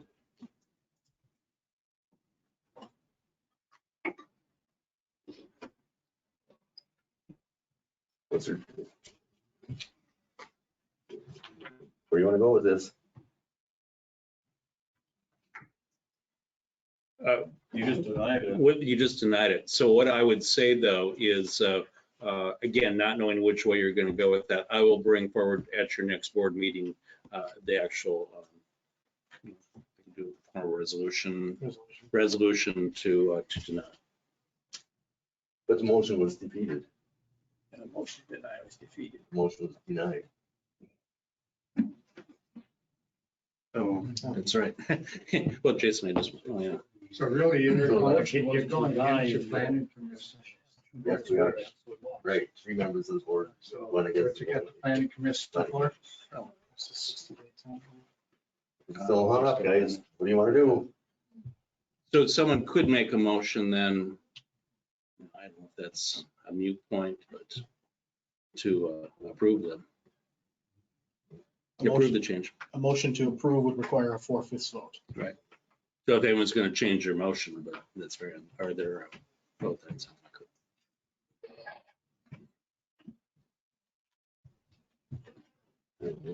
Stand up.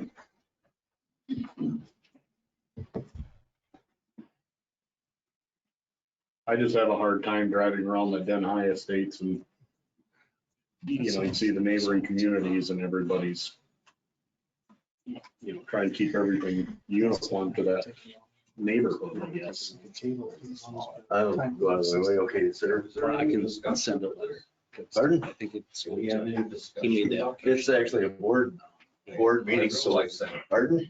During Wilson Town, we don't go. Then I can extend. If it's up to the board. I would be curious to hear, you know, I mean, I'm Barbican, I live on 75th.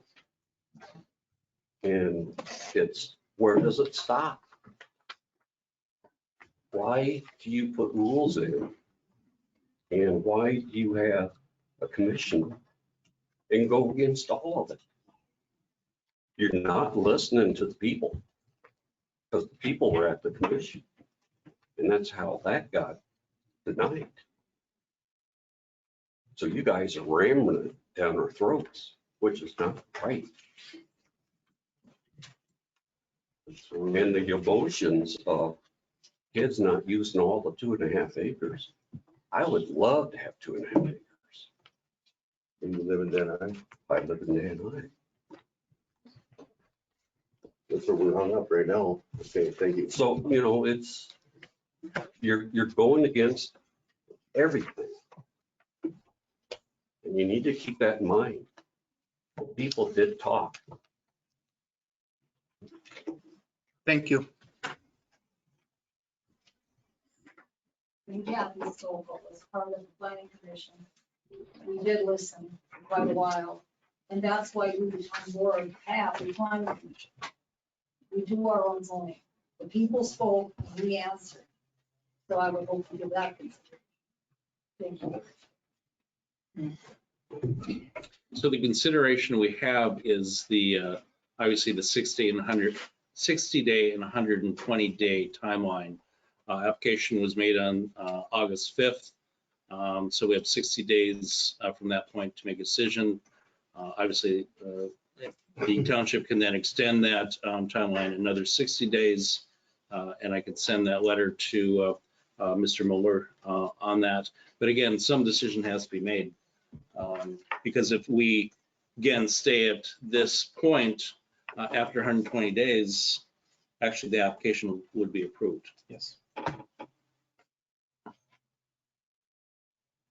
So even if the board does not vote to approve it, it gets approved after 120 days? Yeah, how does that work? If you need 4/5 vote to approve it. To approve it.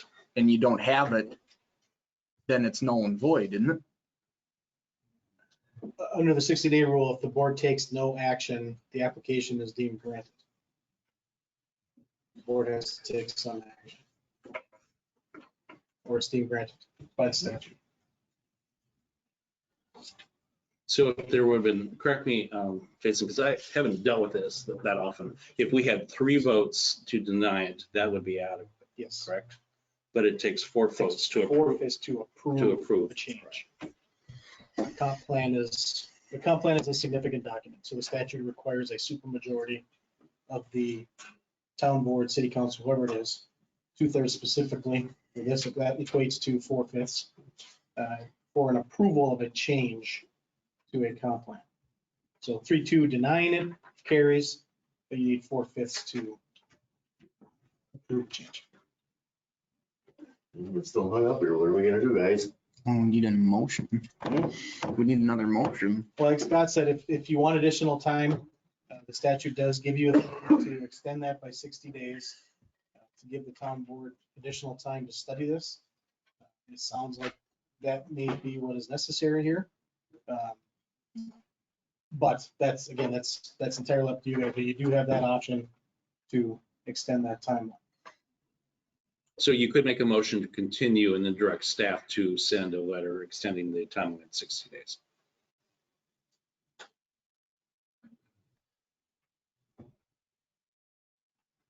I guess I don't understand how this board can vote to the way we did, considering the number of people that were at the planning commission meeting and how the planning commission defeated the idea. But there was also. If you want to make that accusation, let's go back a few years where you guys rezoned a bunch of land when everybody was at the planning commission meeting and was adamantly opposed to it getting changed, and you guys strong armed that through anyways. Don't give that shit to us right now. That was all rural residential for decades until 5 years ago. And that was, like you said, it was strong arm through. You cut the planning commission out of that one completely. The planning commission actually asked you guys to table it at your next meeting because he was not going to be there, and you guys voted on it anyways.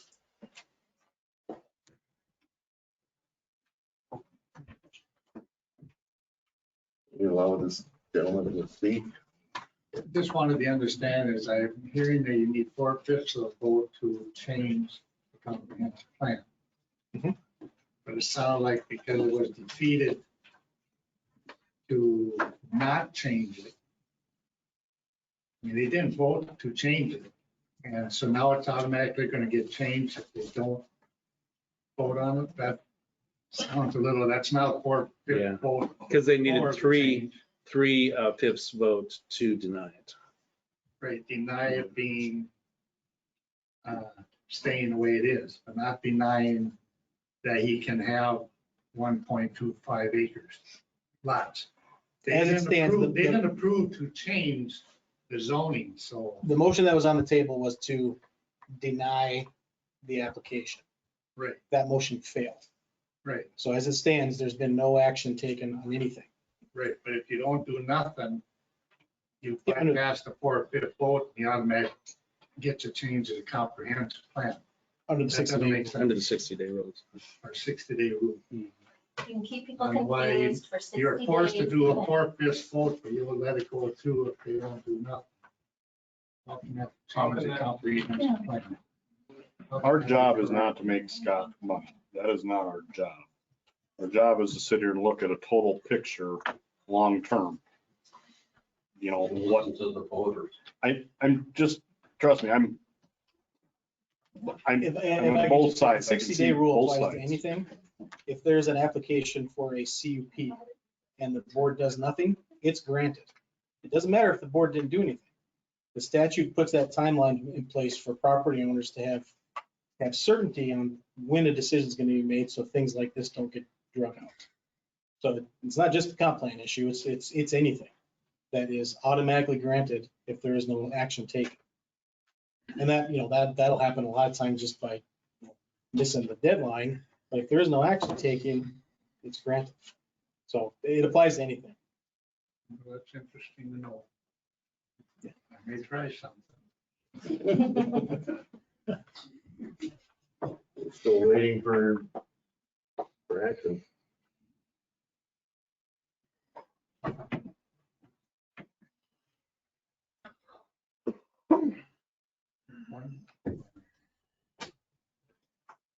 I'd like to change my vote to a yay. It's pretty clear we're not gonna change your guys' opinion, and I'm not gonna keep following our residents through this, so let's just end it now. And Can we reconsider the motion and then we will re-vote? All in favor of the motion to deny the application to change the comp plan land use designation for the subject properties to R1 residential, signify by raising your hand. And opposed, raise your hand. And it's 3-2 in favor of the motion to deny.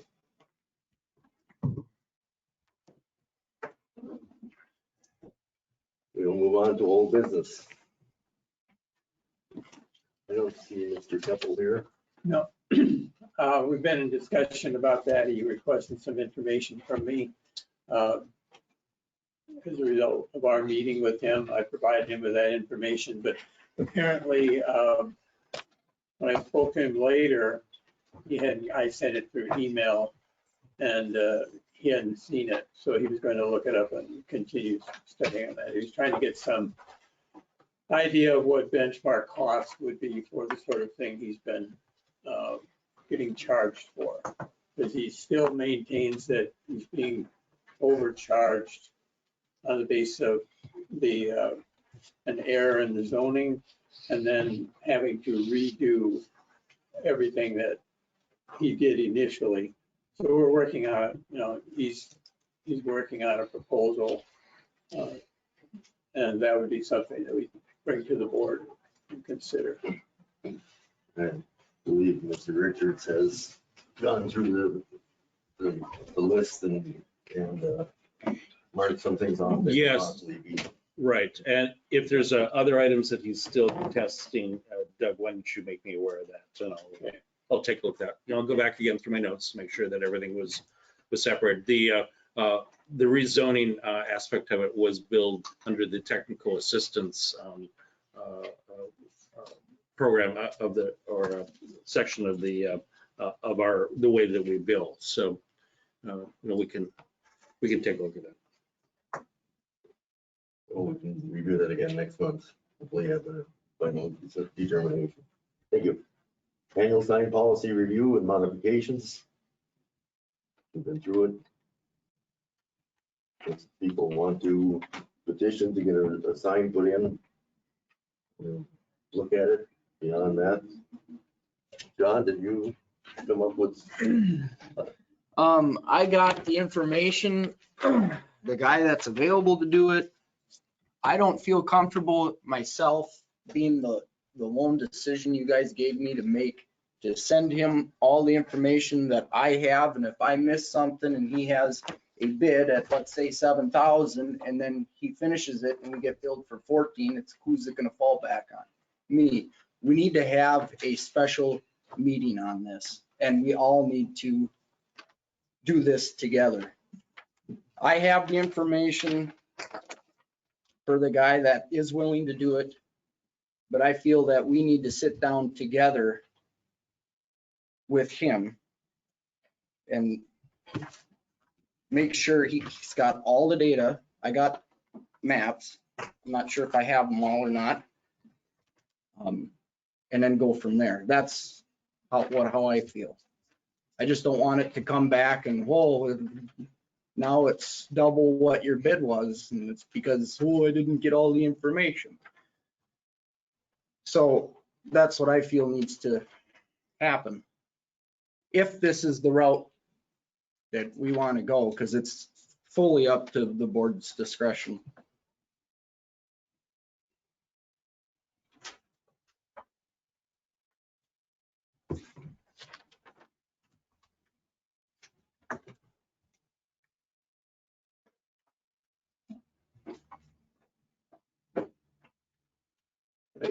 I think the motion made last month is a little bit different than what you're presenting to us now.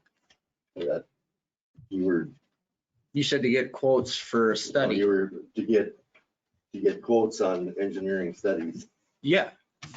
That's not an engineering study, that's a quote on the sign replacement. No, this is the sign replacement. This is the guy that can do the study. So did you get numbers? No, I didn't.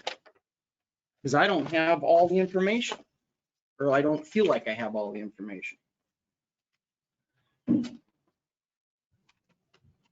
That's why I feel like it needs to be a special meeting deal, so we have all of our, everything, so when we get the bid, or the bid, it's the actual price, it's what it's gonna be when he's done. There's no hidden fees or anything else. Is there a revised map without all the checks and X's on it for what actually exists right now that he can give to the study person for a quote? You guys provide that? Because I got What we have is the on the original. website. There's nothing on the website. Yes, there is. An updated map of how many signs you have in the inventory? Which was that? Yeah. This is the one that, the engineering study from 2008. This is the one that I have. And I have, You did, it's checks and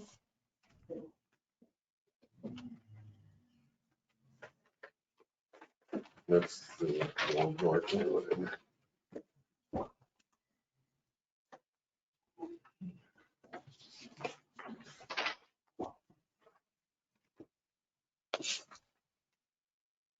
I got 4 maps.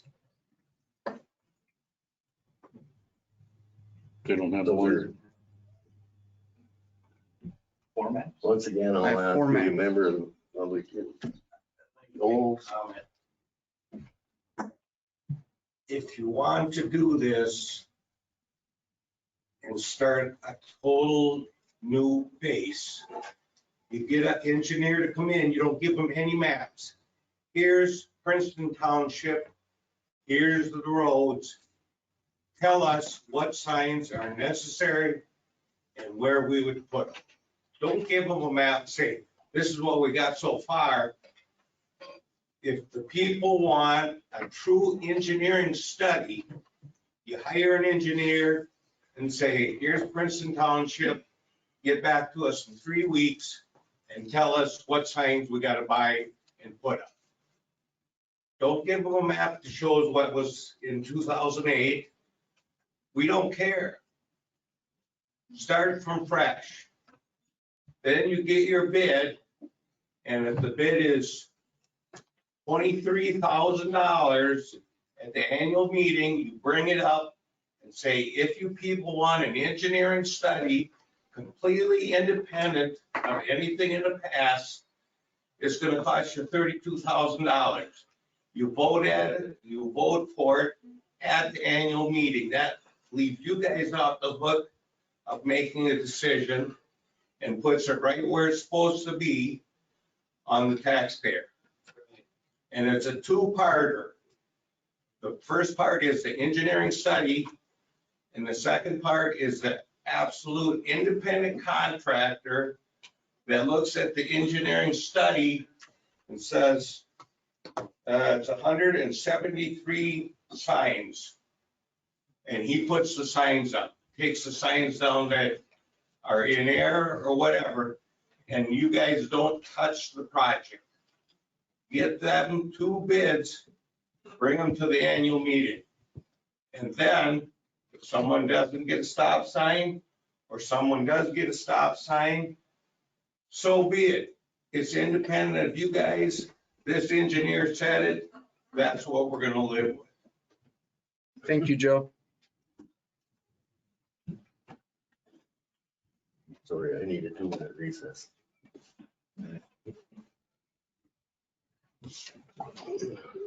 Gene, why don't you make a motion, just so we're clear. Gene, Yes? make a motion to go into recess, Is there a motion for just so we're recess? clear.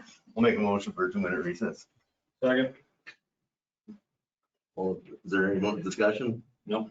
If not, we'll proceed to vote. All in favor, say aye. Aye. Opposed, no. Motion carried.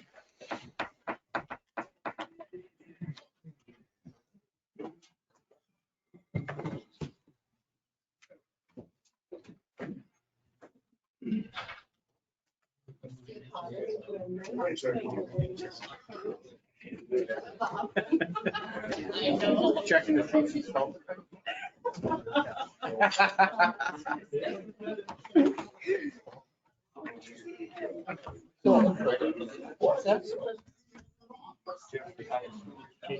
But I don't, it's so hard finding this is the one that Do you know of anybody else so I can get to, and get you that information? I really appreciate it.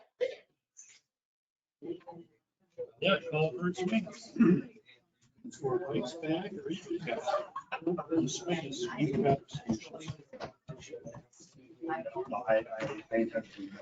think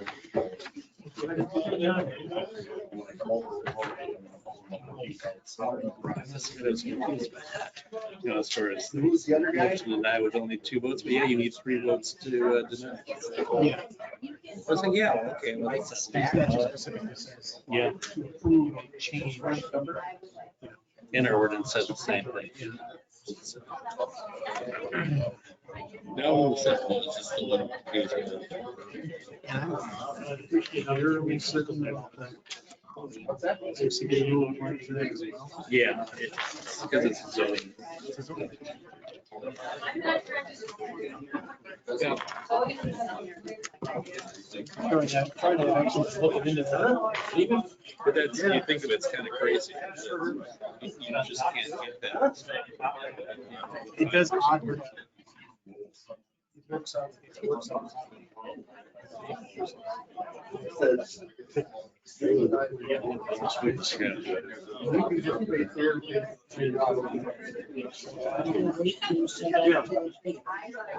I think one of the reasons for the 60 days is a project I had when I set up called the Winston School.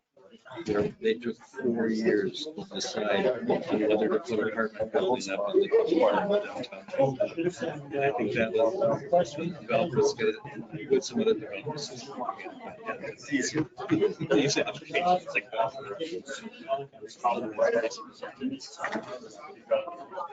Okay, cool. Appreciate it. That's a big help.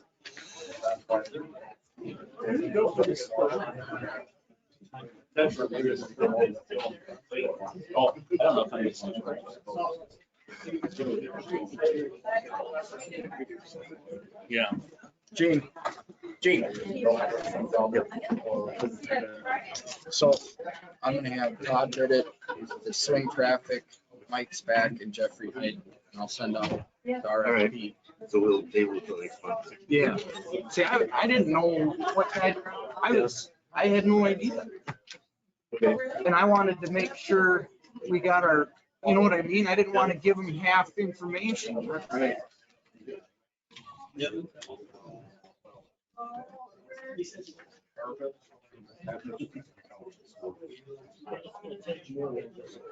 Say, James, do you need me to stick around for the rest of the sign discussion? Do you need me to stick around for the rest of the sign? I don't think so. Okay. I'll probably take off. All right. That's okay. So deadlines for getting them in, it would have to be before our annual. Is it?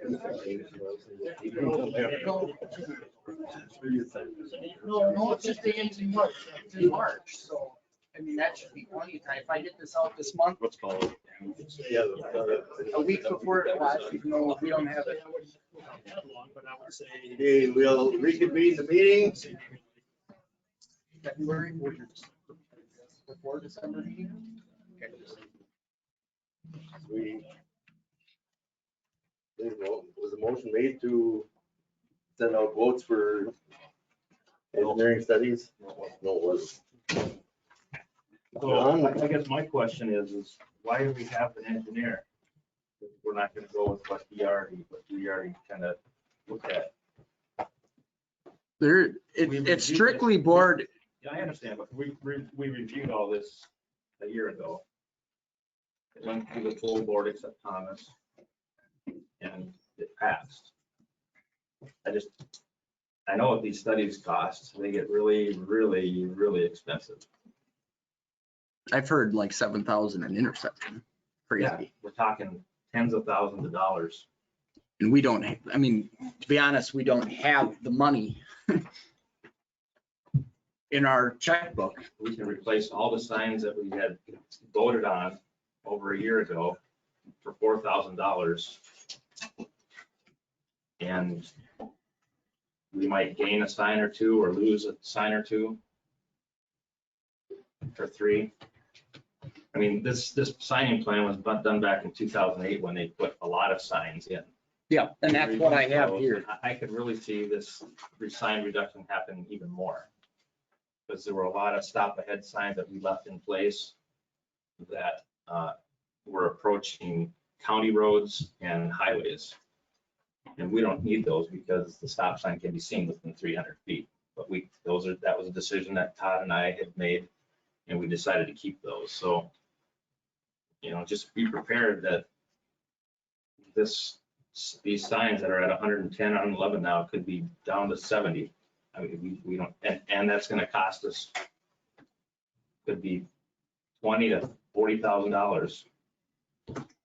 Todd, do you have an idea what it would cost to do like a full township review of each intersection? I don't know. I was just discussing here that wherever you send this to is going to be out here and drive every road, every intersection, every curve, every hill, and in order to make a determination on every sign that's possible. So it's a lot of time and it's quite exhaustive.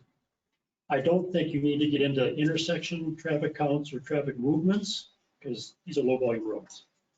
You won't really be dealing with that. You're just dealing with the 5 signs that are required and if there are any supplemental signs that need to be in place. But Still, my question you got to look at every intersection. If you put your name on it. But who's going to decide whether we need traffic counts? Because it sounds as though we don't need that. Evidently, the traffic counts we did just don't really, wasn't good enough. Well, so maybe we do need to do traffic counts. It does make a difference. I would certainly include that in your RFP, wherever you're going to, if you decide to send it to people, include that so that they know. So, quick question. Big information. If we go ahead and do this bidding, would you be willing to work with me on this, Bill? I'd be willing to, yeah. Okay. But like Joel said, if I'm in the equation, it seems like it doesn't matter what I say. So on our busiest road, is that 33rd, 82nd, that neighborhood, is that our busiest? Or is it the 33rd across, yeah, from 82nd to 33rd all the way over to the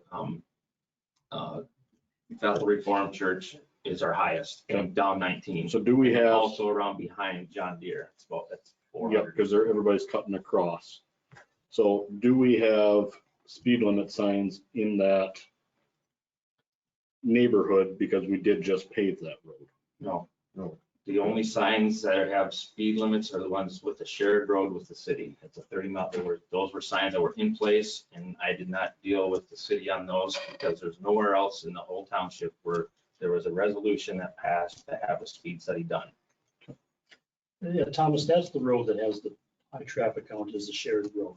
The ones we paved do not. Okay, yeah, the Baptist church one, or? No, it's the Bethel Reformed Church. That's got 480 some. And that's the shared road. Yeah. Yep. 33rd. The one Oh, south. with four, four, with Yeah. four.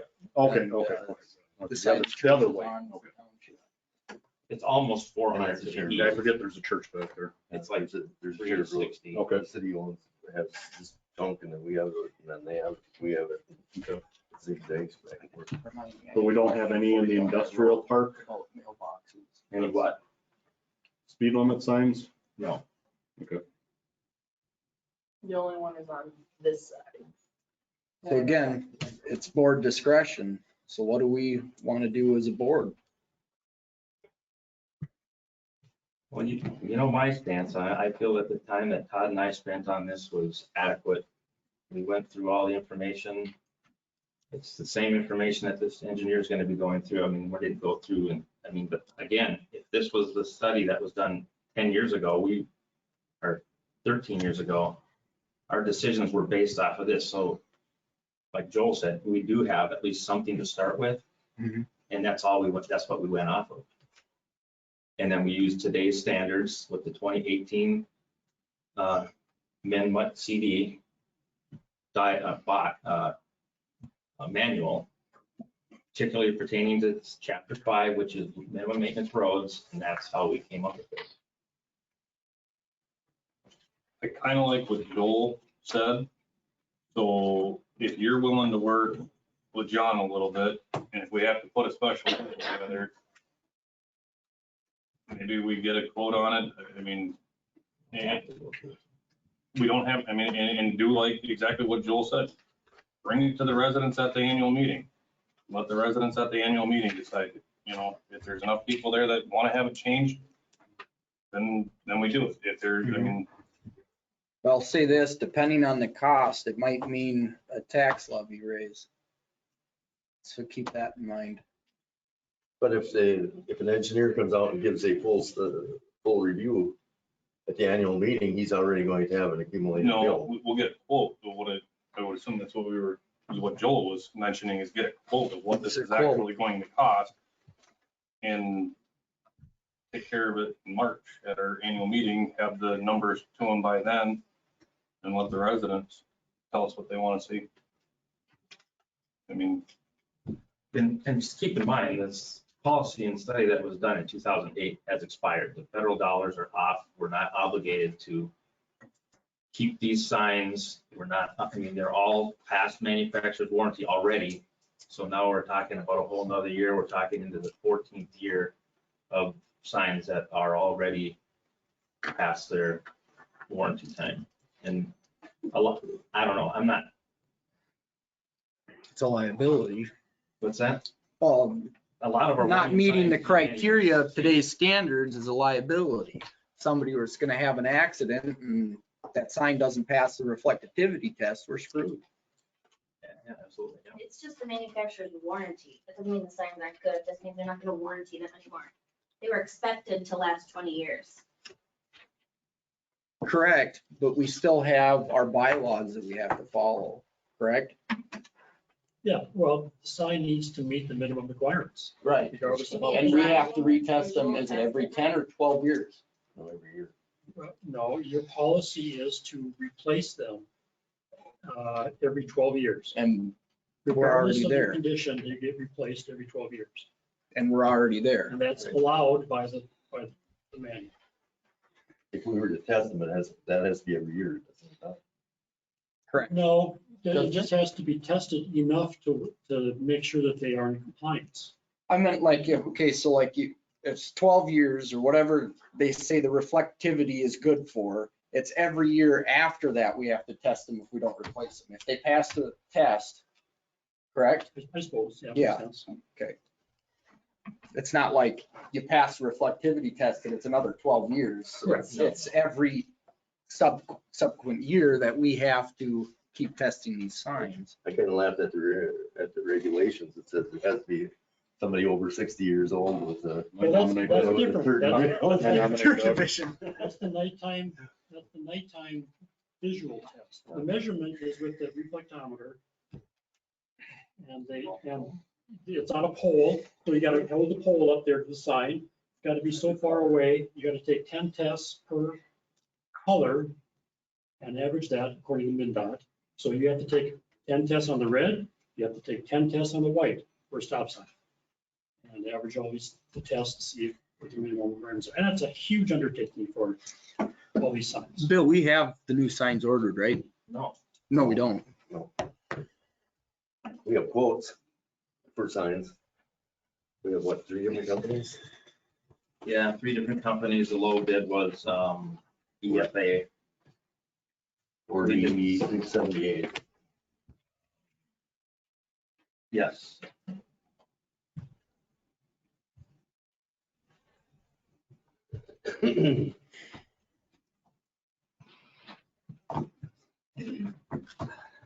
If we were to go along with what we have now, then the first step could be to get those signs from EFA,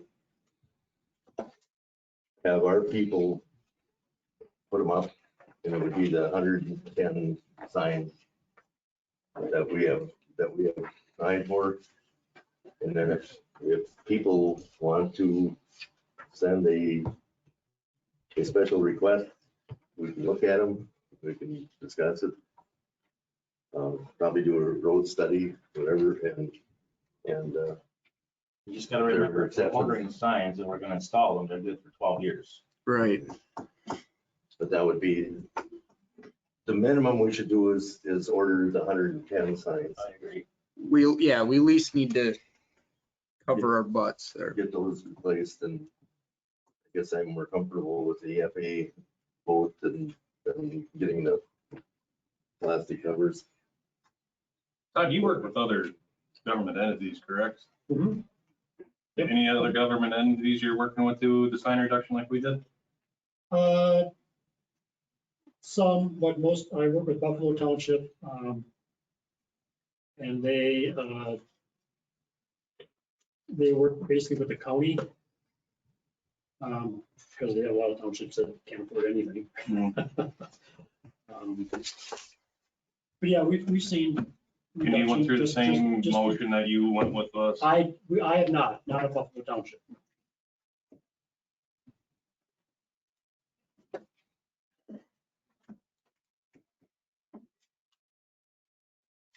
If anybody is interested in seeing the actual documents, some of the most pertinent pages are page 35. I believe it's 49. And then starting with the D2 and then E2 through E20, no, yeah, E31, E30, excuse me, and F3. Those are ones that pertain to our specific situation in terms of which signs should be there, which should not. So it's a 120-page document, but I printed off 60 pages of it. I didn't memorize it, but I get a pretty good idea what was in there.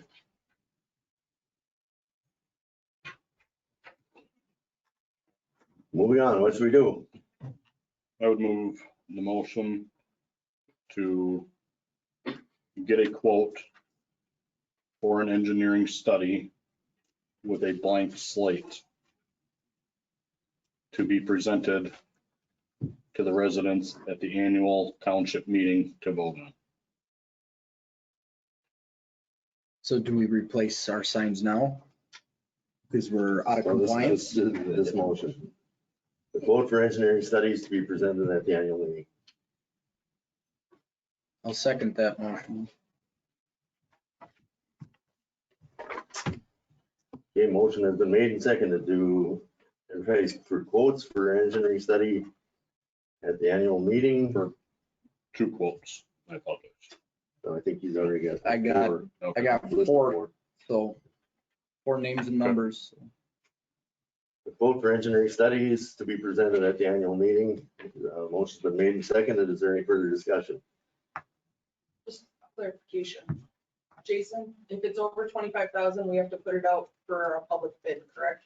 No, the sealed bid process is only if it's over 175,000. If it's over 25, which this is likely, potentially going to be, you just have to get the 2 quotes.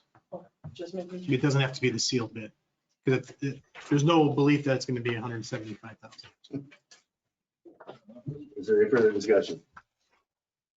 If not, we'll proceed to vote. All in favor of the motion to get a quote for engineering study to be presented at the annual meeting, signify by saying aye. Aye. Opposed, no. Motion's carried. Now, you want to make that motion for buying the signs that we Yeah. know we need? I make the motion that we buy our signs so we comply with compliance. How many different quotes did you get, Bill? There's 3. 1, 2, 3. Okay. 3 of them. What was this one? EFA is the low one by several thousand. Oh, that's Sign Solutions also. Okay. Got them all You guys mixed up got a here. motion? Yeah, but I gotta, This is the one we need. through EFI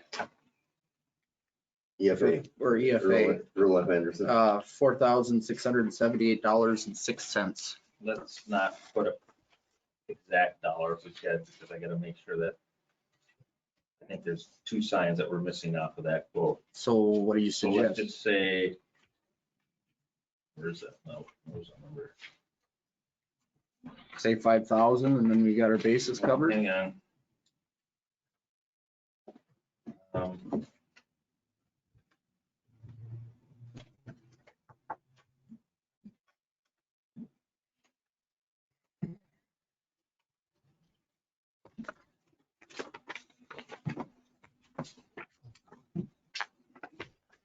Yeah.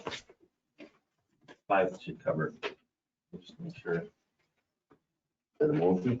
That's a motion. Motion has been made to buy a list of signs from EFA for up to $5,000. Is there a second? Second that.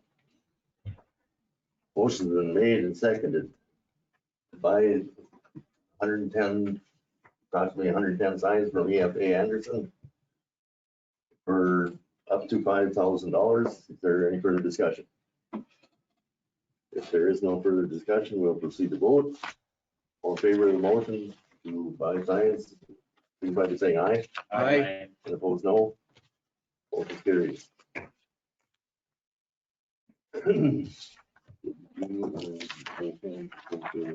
No. Yes. You have agreement? Yep. So would it- The township board, township doesn't need to be involved. Okay, it's okay with you? Yes. Okay, thank you. New business? Gene, We get those signatures for the other. we need to finish up with the annual sign policy review modifications if we can. That was brought up at the last meeting. So if everybody has the last County, Princeton Township traffic sign policy, there was 2 lines that, or 2 segments that were gonna be added. The ones just stating what was done with the engineering study consists of unfiled material used in the following. You guys have all the information in front of you there. We discussed a lot tonight. And then the last part is that all signs will be placed in the 12-year intervals per current manufacturer's warranties. Future sign replacement intervals may exceed the warranty times as it may change in subsequent years. Just keep in mind that this is something that we'll be reviewing annually, so it's not like this is going to be locking us into anything. I thought it would be important to explain how that sign study, the engineering study consisted of. And then on the back of that, the next few pages, the sign plan did not include several signs along the road that we were talking about earlier, 33rd Street from up past the Bethel Church. There's a couple signs over in the industrial park. And then on the next page, I don't know if it showed up, there were 2 other ones on Alpha Road, 2 dead end signs that were not on the plan. I'd like to add those as subsequent plan sheets. That'd be supplemental sign 1 of 2 and 2 of 2. You guys have that at all? Oh, yeah, you got them. So, and then after we discussed at the last meeting, I'll write up another, some language explaining what we decided to do with the dead end signs that we weren't going to, see that last part for Min-Mut CD, part 5, low volume roads. I'll put the locations of each one of those, where a dead end sign could be, and denote that it was decided at the board meeting on September, I think it was last month, not to install those, just so we have something, a written record as to why we have dead end signs on some roads and not on others. August 17th. Okay, August 17th meeting. And we can review that again next month, but is everybody okay with that page there that talks about the memo, September 2021 memo? Basically, the top portion talks about basically the two supplemental signs, supplemental 1, supplemental 2 sign sheets that will go in with the 3-ring binder.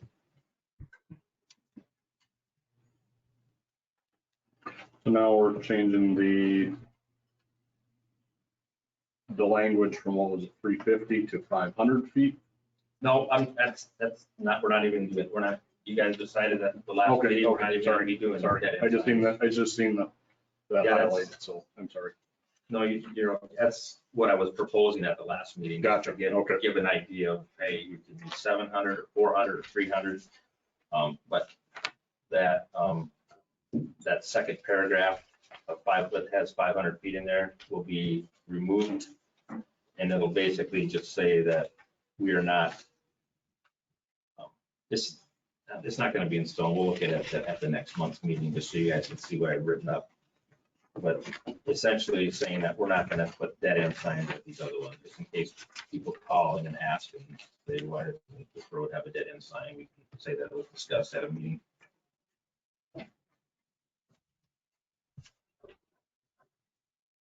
So I think for the first one, I would just ask for a motion accepting the changes to the traffic sign policy as highlighted in yellow. Mr. Dahl, would that be, if we're doing it as resolution? Pardon me? Would you, if we're doing it as resolution, would you have the resolution number 21 dash? We'll have to have a resolution with this. Or you just want We have one. tonight? You want to just simple motion tonight and then make a resolution next month? I'm fine with that. Okay. You want to make that a motion? I'd like to make a motion or move a motion to accept the text highlighted in yellow on the traffic sign policy for 2021. And I'll just leave it at that. Motion been made to add the paragraph and add to the paragraph on page 2. Is there a second to that motion? I would second that. For the residents, paragraph 2 states all signs will be replaced in 12-year intervals per the current manufacturer's warranties. Future sign replacement intervals may be extended as warranty times may change in subsequent years. Is there any discussion? If not, we'll proceed to vote. All in favor of the motion to add the paragraph on removal and add the addition of the all signs replacing on a 12-year interval, signify by saying aye. Aye. Opposed, no. Motion carried.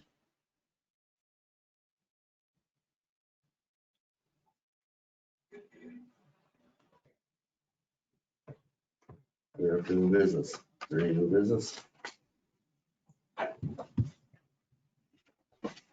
Gene, I think town board should make a motion to approve the final payment for Brickton Road.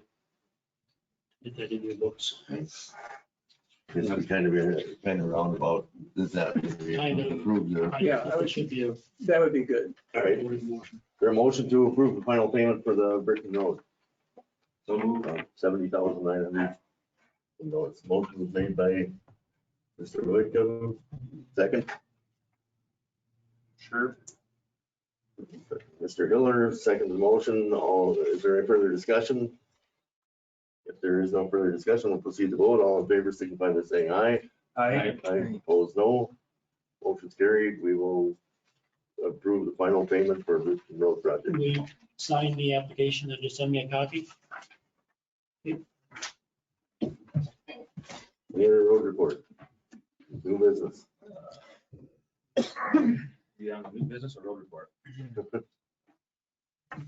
You had some, whatever you want to go to. Oh, where's my road? It's short. Where it is.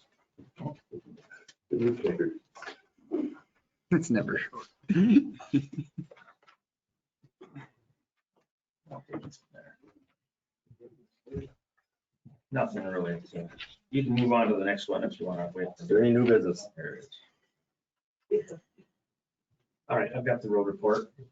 So Thomas tells, what we discussed this with the brushing and tree trimming, will continue into late fall. Mowing of shoulders are gonna be done within the next few weeks. For the gravel roads this year, our final application of chloride was applied just a few weeks ago on 50th, 35th, 17th Street, and 107th.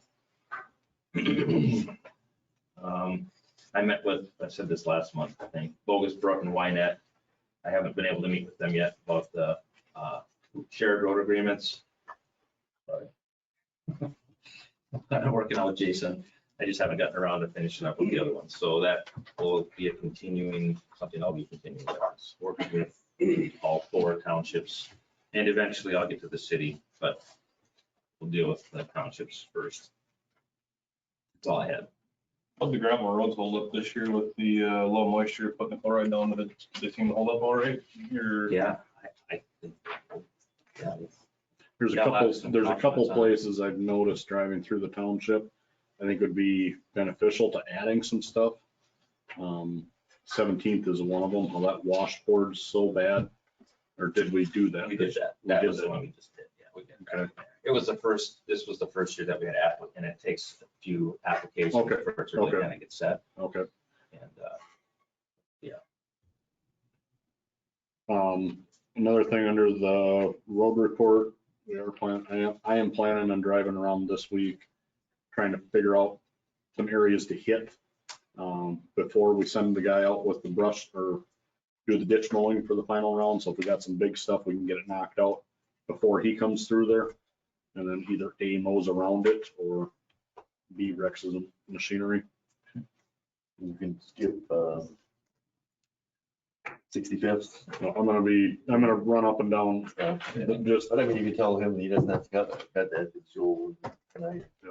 Cut that clear down right to the. yeah, but I'm gonna get a map, one of our township maps, and actually give him some heads up, on some stuff, so. That way he's not searching or missed a road because, oh, what's this road up here where the Brickton Monument is? We missed that one the first round, driving road, we did miss that one. I did notice that in my adventures so far. 55th was another one I know needs some dire attention. I was down that one Saturday. So, but You that's say 55th or 65th? 55th going towards Joyce. Well, whatever, it doesn't matter who lives on the road, but going out that way.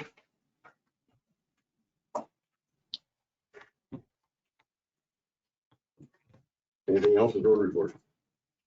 No. If not, we'll move on to supervisor reports. Thomas? I did meet with the school board. I don't know who put it on.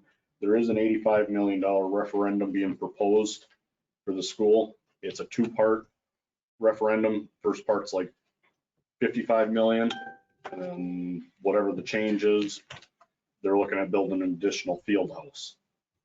So the first part is building the tech programs up in the school. The way it sounds, we've got businesses in the city limits that want to bring and donate equipment to the school, but the school cannot handle it. They are going to be invited to next month's meeting. It's on the November ballot. It is the only ballot question this year. It is the only, it's not an election year for anything. So the school district is going to pick up any election costs from it. But they will be here next month to tell us about what their proposed referendum is and what they're planning on doing with it and how it's going to affect the taxes. And I don't think they have Princeton Township as a polling place. Yes, they do. They didn't in the first. It is us, it is Baldwin, it was, there's several of them, but it is.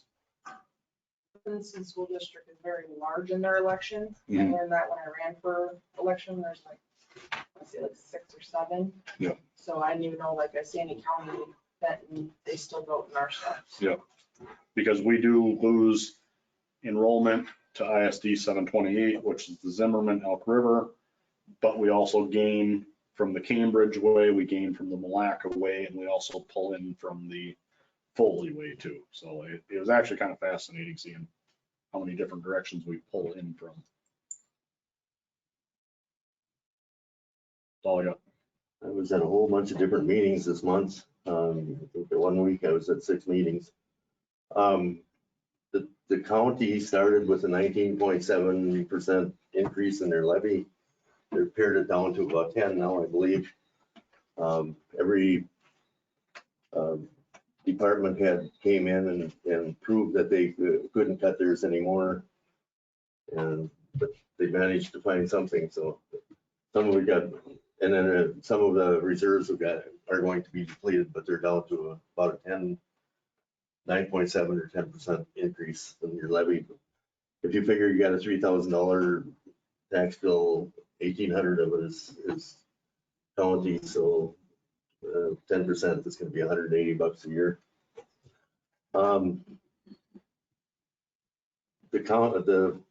The city wants us to, and I don't know, they never did get back to us. They wanted us to show support for a booster to put on the tower by the city hall. I haven't gotten anything official from, nothing. And went to a meeting and they went through the whole thing about why they need it, and they never presented any reason why. Maybe because our meeting is after the grant had to go in, but I never got anything back from them. Ditch 2 culvert was defaulted, so it had to go back to the county.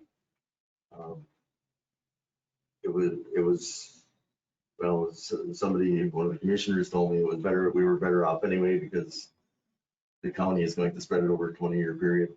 So we're not going to have to come out with a out-of-pocket cost for a one-time shot. It's going to be spread over 20 years. The airport zoning, joint airport planning board, there's going to be 10 members, 2 from the city of Princeton, 2 from Baldwin Township, 2 from Princeton Township, 2 from Mille Lacs County, 2 from Sherburne County, Baldwin. It says Greenbush and Princeton Township. That's not right. It'd be Baldwin and Princeton City. Anyway, we have to appoint 2 members for this joint airport planning board, and they're hoping to get it done in like two meetings in probably November, December. I passed on being appointed from the airport board. So I guess I would kind of like to be on that committee. If somebody wants to appoint two members, I just put in my 2 cents that I would be more than happy to sit on that board. Who on this board has the time to go to that?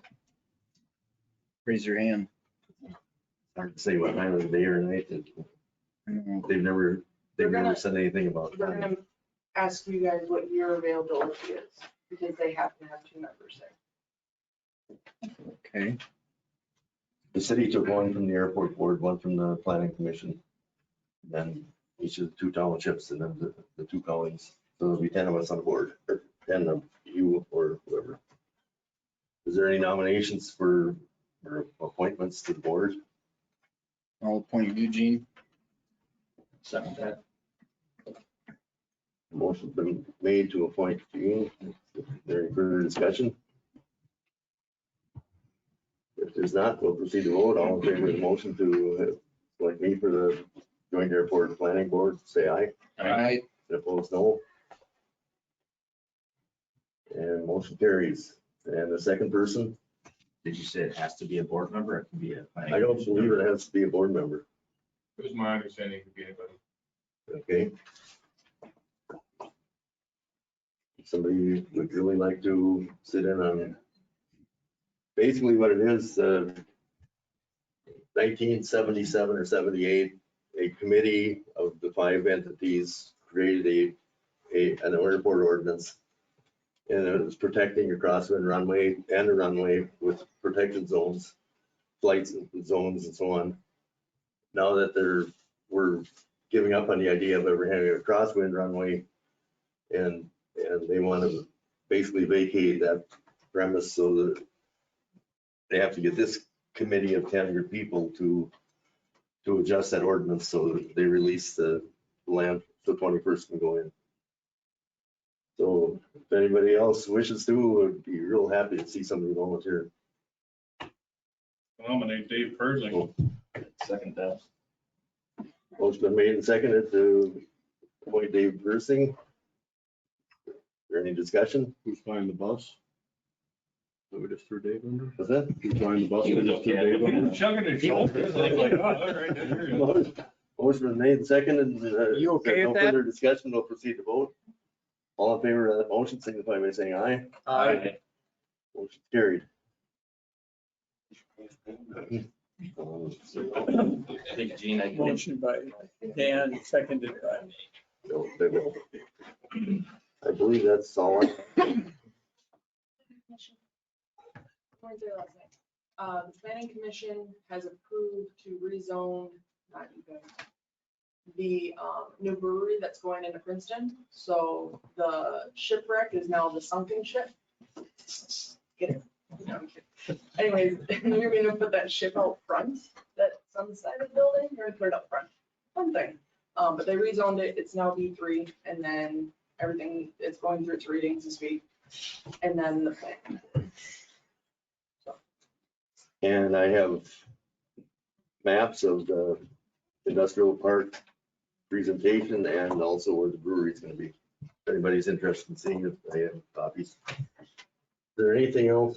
Just one minor thing, it was brought to my attention that correction that we made to the 62 miles at 40, there's an extra 0 on there. It says 205420. It's just a correction. No big deal. Sorry. Details.